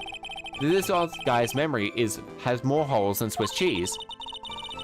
We need to find a contradiction in testimony somewhere. Okay, he was another type of those pair of spectacles. Newspaper in his right hand, kept rustling the pages.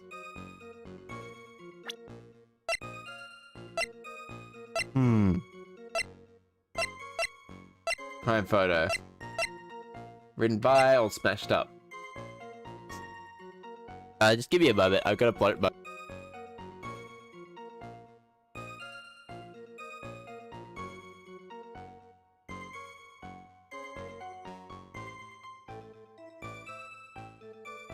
Oh, there we go. I can actually breathe again. Okay. Okay. His left eardrum was ruptured the day before the incident. $500,000 in debt. Tres bien. Lunch special costs $20 despite how unbelievably bad it tastes. I remember that yesterday. Then took a sip. Okay, it's got some... Okay, so we'll skip this. Broken pair of shades. A newspaper in his right hand and kept rustling.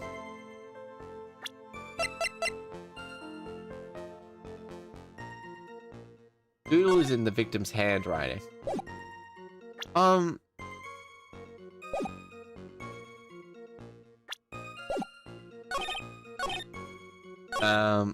Huh.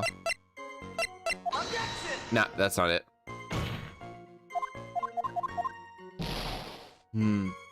Doesn't mention... I better save now that I think about it. Okay, so it's not that one. Okay, let's go through the evidence again. Okay, empty, poison, stained, lottery ticket, cup of coffee, crime scene, trace bien floor plan, autopsy time of death was cyanide poisoning 2 to 30, wheel, $1 million in debts, terrible tasting food, vitamin square thrown away by the old man, left by the victim, doodle in the handwriting. Thing. And then from here, accused of murder by thanks to the phony me.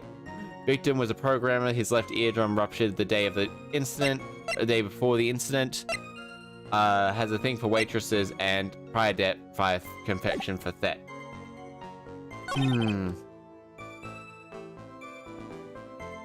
Then the serving girl in question brought over the cup of Javachino. The young man was listening to wireless. I remember that well. Do I have a medical institution? Nah, that's not it. Okay, no, so... I'm actually... stumped here.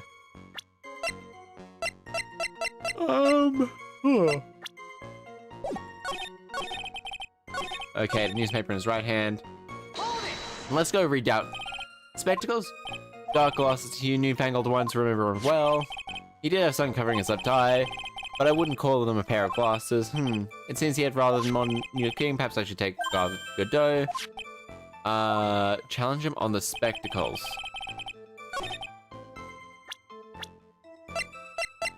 Ah. Hang on. No, he would have been looking at him. Okay. No. Okay, but I just have to restart. I have to load this up. Not say. So.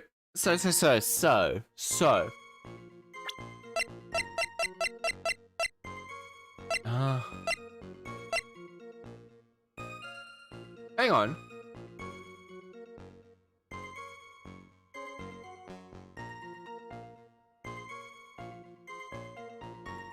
Hang on, what? That is so obtuse. That this was... Yes, I know. There's nothing wrong with my memory. That is actually obtuse. Like, that's not even written in the evidence. This is literally, you have to look at the picture. What? That is sneaky. I like it. Care to tell us where this is going, Trite? According to Mr. Kudo, the victim was holding the newspaper with his right hand, while drinking coffee with his left. Yeah, would it be kindergarten? I would then please the court to have a look at this. That is the cup the victim used, correct? Yes, and on the rim you'd see the mark left by the victim's lips. Yes, there is a stain left on the coffee. If you consider where that stain is, you'll clearly see that the victim was holding the cup with his right hand. Oh. God damn it, that's so loud. Oh, that's why it's so loud. Worth a drought. Drought? No. I don't know what I would do with the drought. But how? Well, Mr. Kudo, the court is waiting for your epic performance. You said you'd eat those pigeon seeds and sing the pigeon song. Ah! Oh. Is this case now a musical number? Have we now turned this case into a musical number? I'm afraid this is simply not acceptable. Do you think that the witness had better get back? Wait! Oh. If you think I'm gonna stand here and listen to you tell me I'm mad, you're wrong. I don't care about that dirty cup of coffee. I know what I saw. You still insist?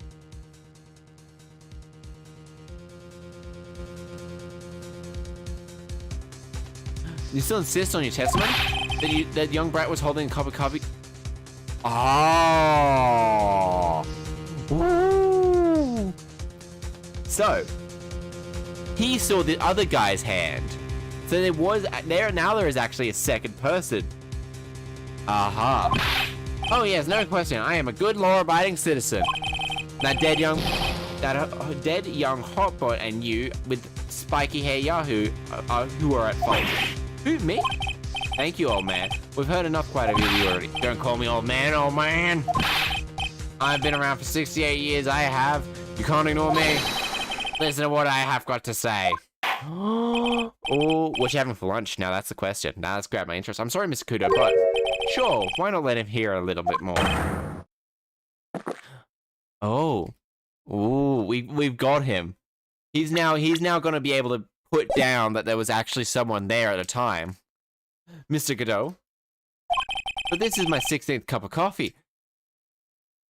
How long did it take to figure this out, or how long did what take? The Kip 16th cup of coffee? That depends. This can't have been going on for longer than an hour, so he's probably drunk another 5 cups of coffee. He's not gonna be allowed any more coffee after this cup. Pretty much. So this is your final stand. Thank you, Captain. You can rely on Victor.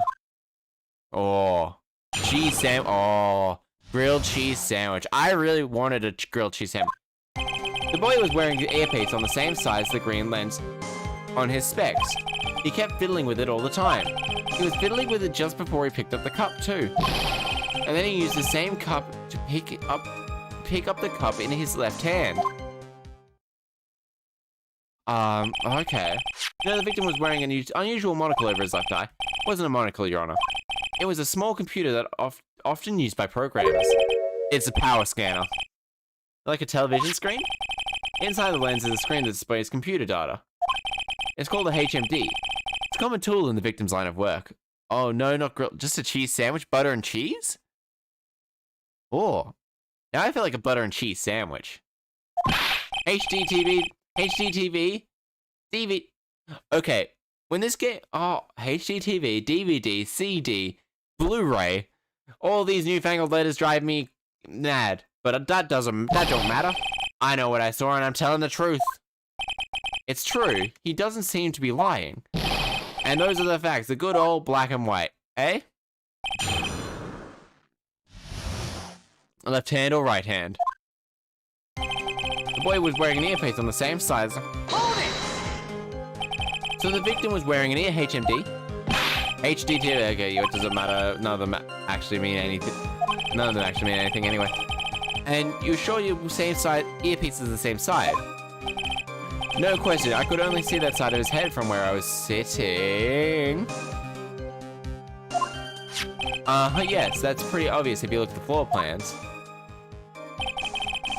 No, he wasn't sitting there.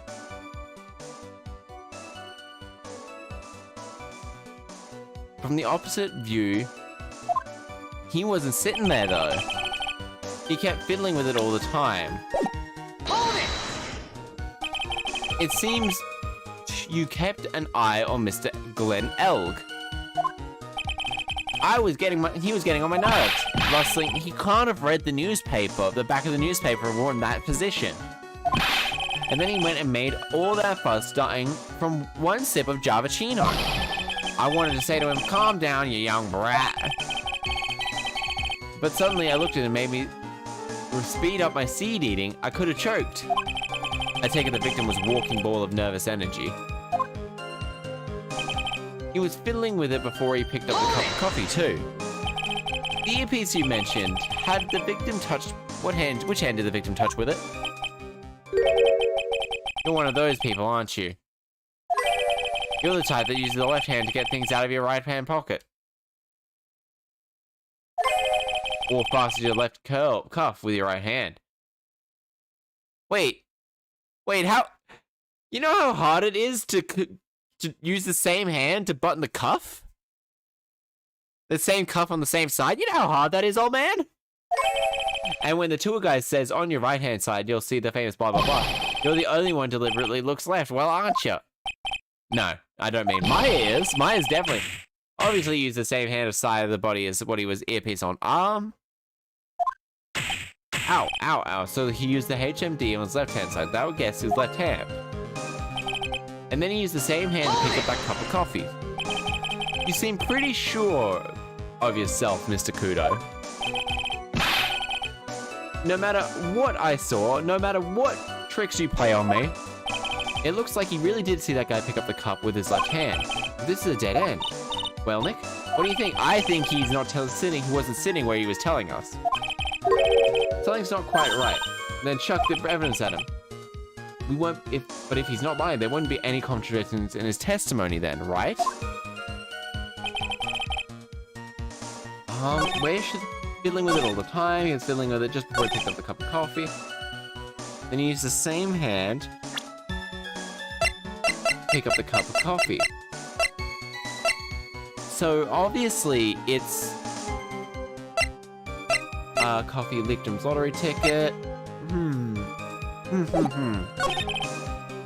Fiddling with it just before.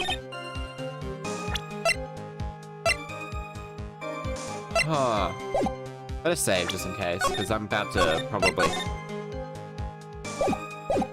He kept fiddling with it all the time.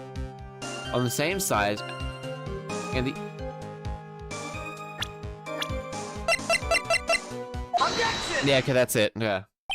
I'm not sure what the relevance of this is, but. Mr. Kudo, there is something very strange about your observation about the victim. What is it? It's something that you couldn't know, though. He was wearing an earpiece on the same side as the HMD. No question. You could lock me up if I'm wrong. It was with his left ear without a doubt. I could have only seen that side of his head where I was sitting. I don't think so. What do you mean?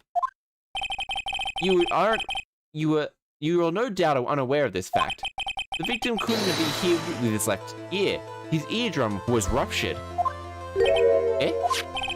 Traces of medicine in his... Oh, that's what he was doing. He was putting the medicine in his ear.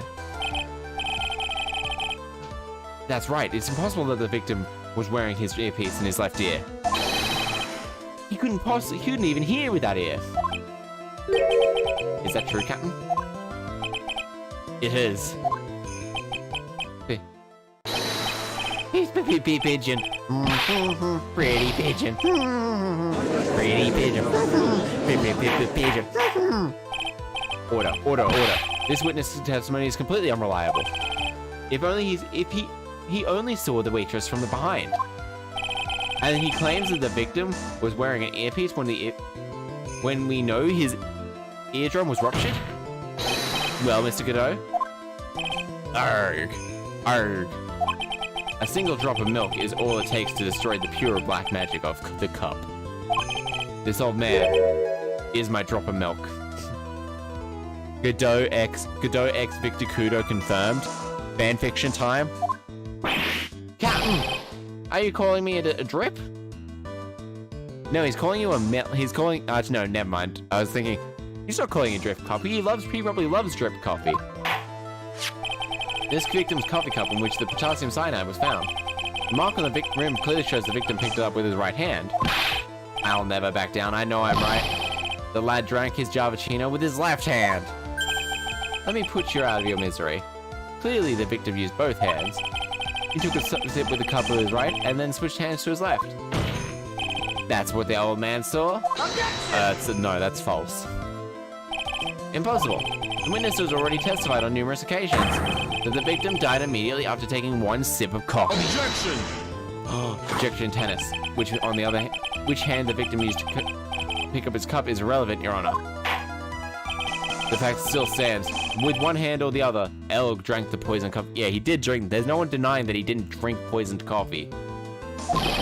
Like... Objection! Sadly, Godot, that doesn't wash. The point of this testimony is to establish whether or not the witness' memory is credible. And the results are clear. The Dixon testimony given by this witness is useless. But, no. Actually, believe it or not, I would actually trust this witness. I believe this is time to conclude today's proceeding. I am satisfied that the witness is not deceiving the court. But to be frank, his testimony is fast. Did you have to be so frank? Take this, you pompous old crotchy. I'm sorry, Mr. Kudo, you can't reach me from there. Shut him down. I'm ordering the defense and prosecution to investigate this case further. That is all for now. This court is adjourned. No, hold it. Wait! If we stop now, where does that leave me? Leave you, Mr. Kudo? Thanks to the blue shirt of some upstart over there. I'm just a blobbing old fool who can't even dot his T's and cross his I's now. How is your bad memory my fault? I'm sorry, Mr. Kudo, but there's nothing I can do. I've kept my mouth shut until now, but there's something else the court should know. What? Oh. Oh. He was touching the coffee, but touched the ear medicine, before he touched the medicine. It's an interesting thing. Okay. I'm not sure if it's too loud, but it's very quiet. To be perfectly honest, it might not be anything, but I want another chance. I want another chance to crack at you, young shark. Me? He's looking at me like I'm some sort of evil shogun. You are the enemy of the Steel Samurai. Well, everybody, what do you say? One final showdown. One final chapter in this eccentric old man's scrapbook. Hell yes. Sorry, Gramps. I've already had my 17th cup of coffee. What are you gonna lose, Captain? I'll give you all the Javachino you want if you come to my house after the trial. Oh my god. I may be 68 years.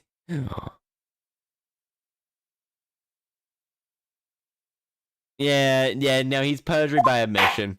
I mean, half the people in this entire game commit perjury. Especially the prosecution, actually.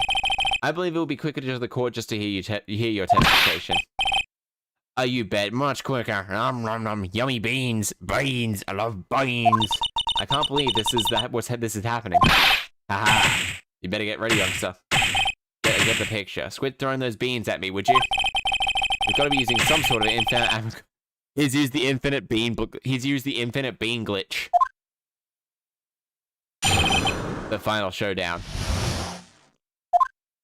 First of all, I want to stress that this might be nothing, but I'm not too sure myself. The young boy slumped over the table as soon as he took one sip of his Javachino. Well, the clumsy idiot knocked a vase right over. It broke and stripped clothing off, and the strip of cloth covering the table got completely soaked. Well, how about it? Huh? One sec.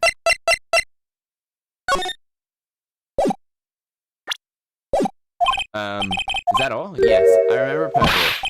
Eh? You doubting me again? You doubting a poor, defenseless old man? No, we're not doubting you, Kudo. You just don't get the feeling that question was hanging on everyone's lips. His position, the place where he says he was sitting, doesn't make sense. Yeah, so what? Probably. That's all I can think of, and I have to cross-examine this guy. You're a bird brain. Your final cross-examination, please. Okay, the final showdown. Okay, so...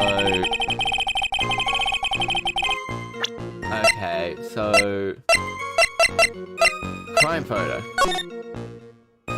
The vase is still there.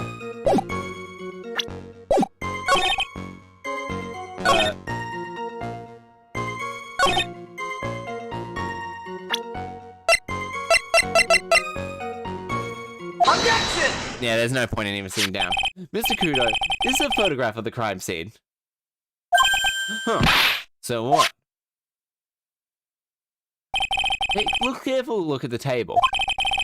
The vase here is intact. Huh? Lost your tongue, Granddad? No, I'm not your Granddad. I'm no Granddad of yours, Hopstop. Ouch. He's just got infinite beans. Enough. If you throw any more seeds in this courtroom, the cleaners will have trouble cleaning it. Ah! What is it now? I just remembered something. Yes? Go on. The vase broken. The broken vase. It was on my table. What?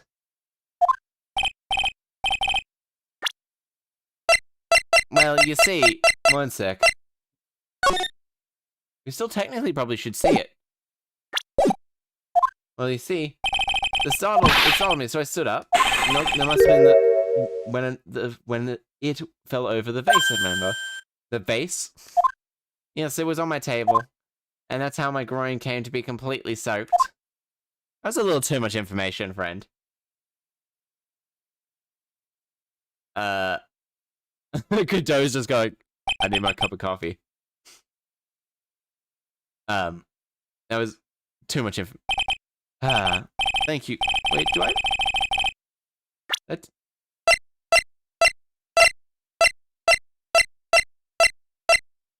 No. Certainly earned your kudos for today. I'd like to ask a question now. Have I been any use at all?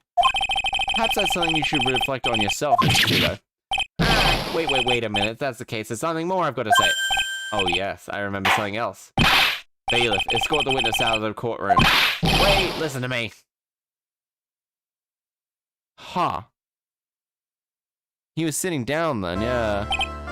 Well, it seems that we've been considerably sidetracked, and I'm still in a position to deliver a verdict. Huh? The defendant has not been positively identified as the waitress in question. Additionally, there are 2 disparities in the testimony we've heard thus far. Marks on the coffee cup that the victim supposedly drank from with his left hand, and the earpiece which inserted into his left ear, out of which he could not hear. Wow, Nick, you did it. Therefore, I would like to request both the defense and the prosecutor investigate the facts further. Yes, Your Honor. There's one more thing I would like to call for today's session. One more thing, Your Honor. The witness we just heard from. He insisted that this testimony should be of use. He summarized it according with this statement. Okay. A copy whenever you wish. The prosecution doesn't need props like this. Godot is mad. Yeah, I would be too. Very well. Here you are, Mr. Wright. Here are 3 copies, my own, yours, and Mr. Godot's. Yes, Your Honor. I broke the vase at my seat. I am sorry. I'm sorry? It's more like 5 years old apology. Okay. That is all. This court is adjourned. Alright. Let's save and continue the story. And then I will call it from here. And then I will fix up the, thing. Alright, back I go. I'm reading the story again. We're continuing on with Hansel and Gretel. All this weighed heavy. Otherwise there's no hope for us. All this weighed heavily on the husband's heart. And he thought, it would be better if we shared the last crust of bread with the children. But the woman would not listen to anything he said. She did nothing but nag and find fault. For a penny, in for a pound. And since he had given the first time, he also had to give in a second time. The children were still awake and heard the entire conversation. When their parents had fallen asleep, Hansel got up and wanted to go out and pick some pebbles, as he had done before. But the woman had locked it. Oh, wait, what about wait? Oh, fuck. No.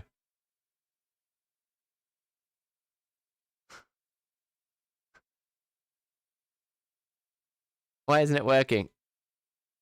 Oh no, is it not working? I'm kind of glad it's not working. It's absolutely terrifying. One sec. Oh no, spook. Get rid of the Y, Get rid of the Y. No, not spooky, spook. Redeem spook. The children were still awake, but the woman had locked the door, and Hansel couldn't get out. Hansel comforted his sister and said, "Don't cry, Gretel. Just get some sleep. The good Lord will protect us." Early in the morning, the woman came and woke up the children up. They each got a crust of bread, this time even smaller than the last. Smaller than last time. On the way into the woods, Hansel crushed the bread in his pocket. And it's, oh, fuck's sake. That's still startling. That's still pretty startling. In the early... Hansel, why do you... On the way, Hansel crushed the bread and stopped from time to time to scatter the crumbs on the ground. Hansel, why do you keep stopping and looking back, lagging behind? Asked the father. Keep on walking. I'm looking for my little dove, the one sitting on the roof trying to say goodbye to me. Hansel replied, "You fool," said the woman. That isn't your dove. There's the ray of the morning sun shining on the chimney." So what do those do? The spook one is just literally just to startle me. That is literally it. It is just to make a loud noise. There's a hydrate one, which will make me drink. Stretch, which will make me stretch. And then, if you type in question, it'll give you another sound effect where it's just Samuel Fair. If you type in question, redeem question, another one will come up. A funny one will come up that I need to make sure can be heard. There we go. And then what other ones are there? And then look at me is I speak at look at me for 10 minutes. 10 or so minutes. Or until I get real bored. But at minimum 10 minutes. That isn't your little dove, that's the morning rays of sunshine hitting the chimney. Little by little, Hansel managed to scatter all the... Redeem question mark? No, redeem question. Like, question... the word question.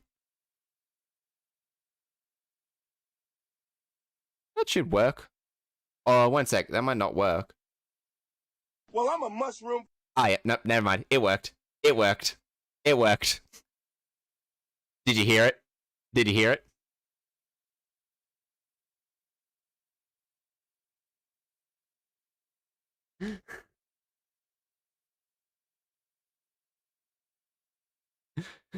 And this one takes a little while to load up by the seams of it.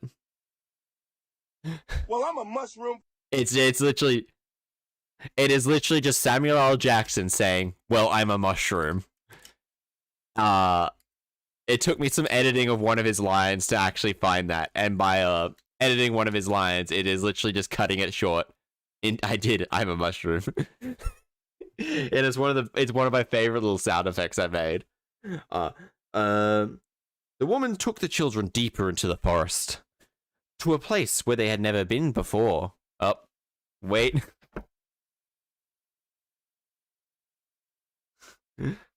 Redeem. Oops. Where did this disappear to? Oh no.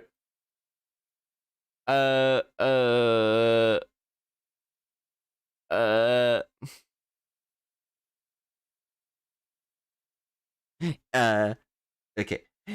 The woman took the children deeper into the forest. Deeper into the forest. Once again, a large fire was built, because look at me! And the mother said, do not move away from here, children. Somebody. If you get tired, you can nap for a while, because look at me! We're going deeper into the forest to chop some firewood. In the evening, when we're done, we'll come get you, because I am, look at me!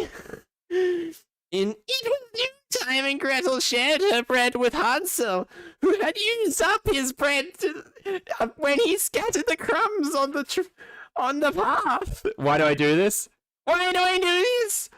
Somebody! Because I'm, look at me!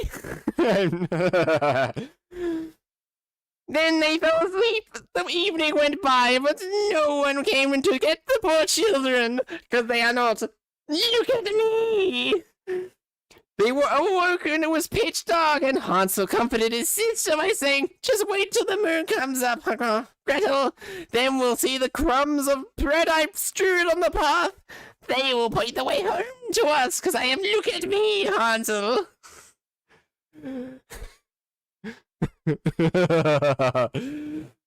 When the moon came up, they left for home, but then they couldn't find any crumbs because of the many thousands of birds flying around in the forest across the fields had eaten them. Zavari! Look at me! Hansel said to Gretel, we'll find our way back. All we have to do is hire the great detective. Look at me! And he will bring us home. But they couldn't find it, because they did not hire. Look at me! They walked all night, and then on the next day from early morning until late at night, but they couldn't find their way out of the woods, and they got hungrier and hungrier. They couldn't survive themselves in the sheer atmosphere of look at me! But there was nothing to eat but a few berries they had found scattered on the ground. When their legs could no longer carry them and they were completely exhausted, they lay down under a tree and fell asleep. For 3 days had passed since they had left their father's house. They started walking again, but got deeper and deeper into the woods. But if help didn't arrive soon in the form of "Look at me," where am I? Look at it. They were sure to perish. At noontime, they saw a beautiful bird, white as snow, perched on a branch.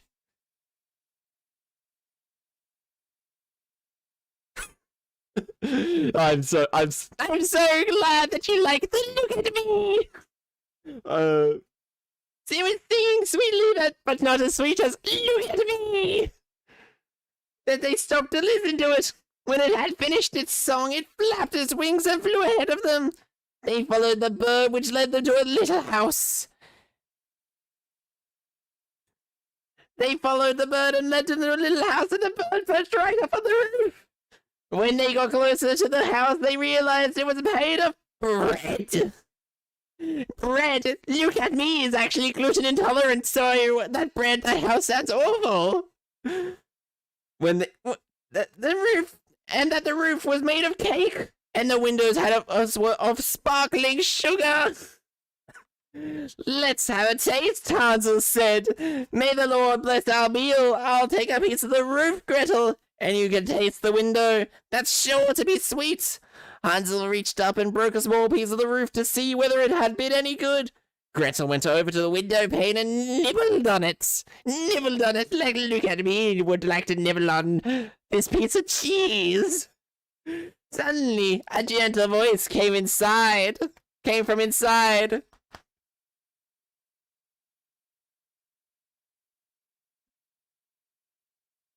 Oh, there we go. Nibble, nibble, where's the mouse? Who's that nibbling at my house? The children replied, the wind is mild, so mild, the heavenly child. But no one is more heavenly than look at me. They continued eating without being the least distracted. Hansel, who liked the taste of the roof, tore a big piece off. Gretel knocked out an entire window pane and sat on the ground to savor it. Whether the door opened up and the woman as old as the hills leaning on a crutch hobbled.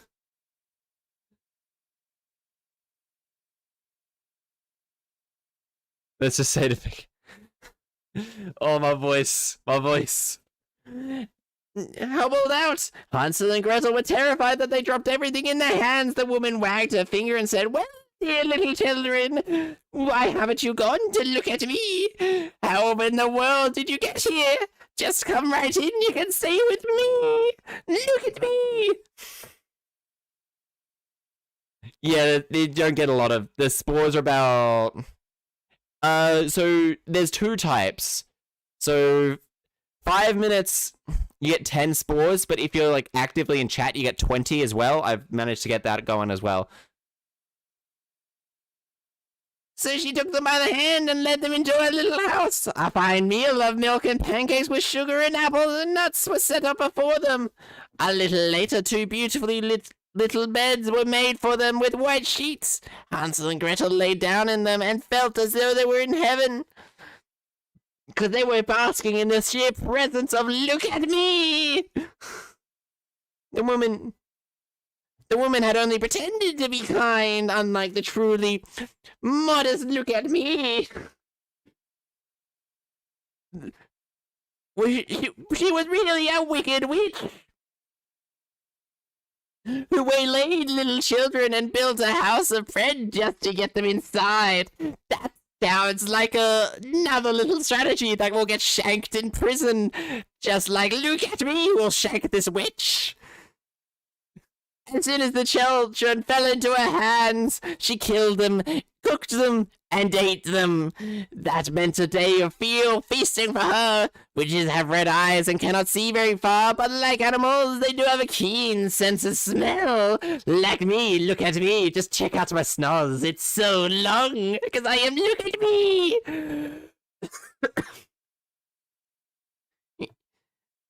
And they can always tell when a human being is nearby. When Hansel and Gretel got nearer, she laughed fiendlessly and hissed, "They're mine this time, they won't get away." Early in the morning, before the children were up, she got out of bed and gazed at the two of them, sleeping so peacefully with their soft red cheeks, but not as soft as "Look at me's cheeks." And she muttered to herself, "They will make quite a tasty little morsel." She grabbed Hansel with her scrawny arm and took him off to a little shed. Oh no, that's not going to end well. I closed the barred door behind him. Hansel could cry all he wanted. It didn't do him any good. Then she went back to Gretel, shook her until she awoke and shouted, "Get up, lazy bones, and get some water and cook your brother some good to eat." He's staying out there in the shed. He's staying out there in the shed till he puts on some weight. When he's nice and fat, I'll eat him up. Gretel began crying as loud as she could, but it did no good at all. She had to do whatever the wicked witch told her. The finest food were cooked upon Hansel, and Gretel had nothing but crab shells. Every morning, the old woman would slink over to the little shed and shout, "Hansel, hold out your fingers so that I can see if you are plump enough." Thank you.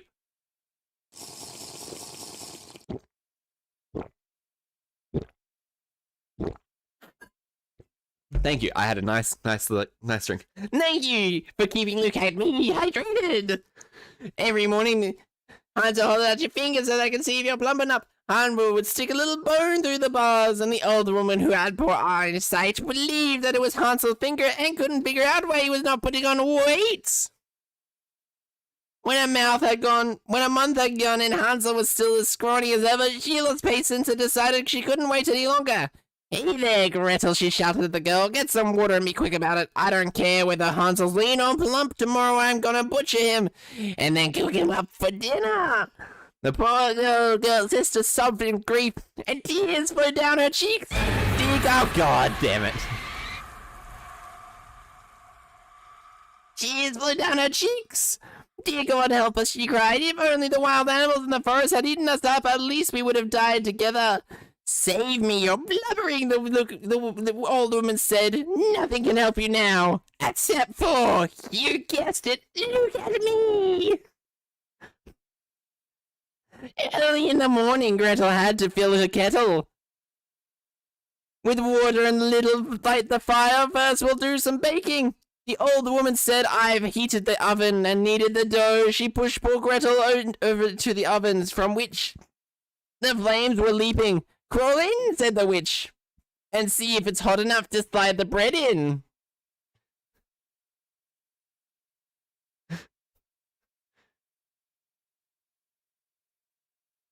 Yeah, if I start to focus on the game, then it gets me very well. The witch was planning to shut the door as soon as Gretel got in the oven. Then she was planning to bake her and eat her up too, but Gretel saw what was on her mind and said, "I don't know how to crawl in there. How in the world can I manage that?" "Silly goose," the old woman replied. "Look at me, we'll show you how. There's enough room, just look, I can get in." And she scrambled over to the oven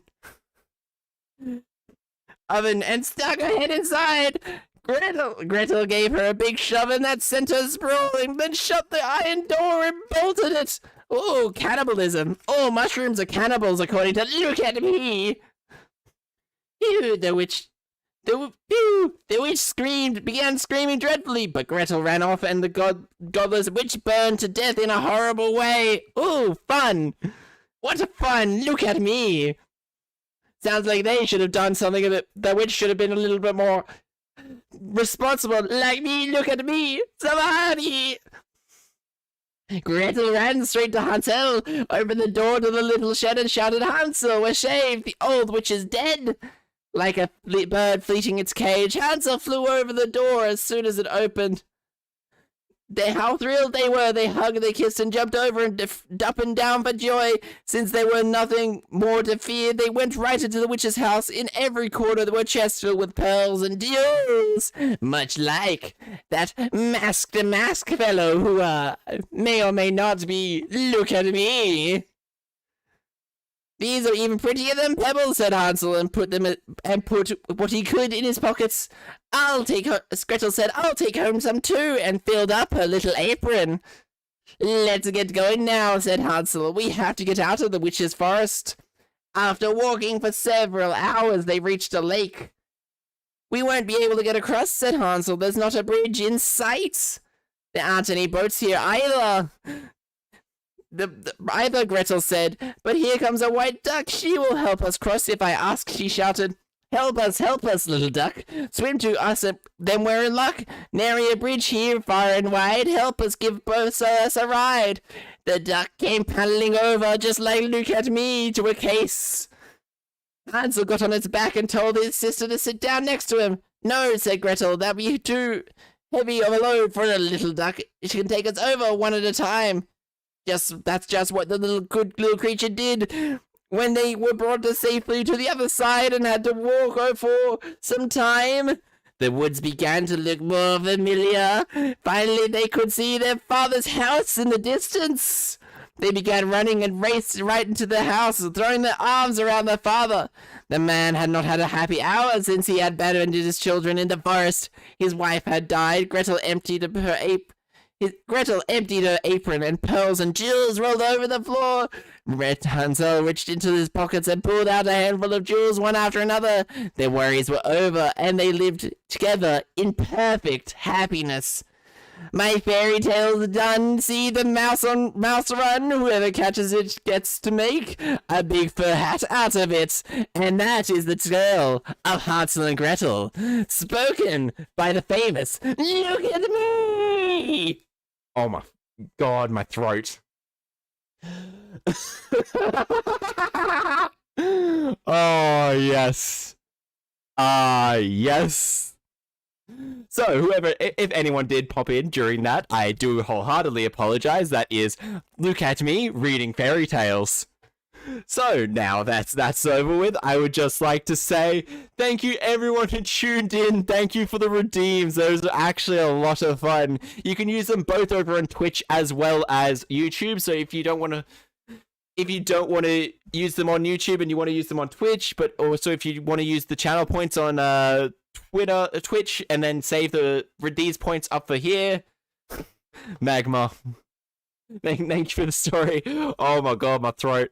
My apologies. Thank you, everyone. I hope you have a lovely, lovely, lovely night. I will just like to say, it's been a pleasure. Thank you for the stories. Oh my god, what? That was a big jump, my friends. I saw the sneaky one. But anyway, thank you. Bye!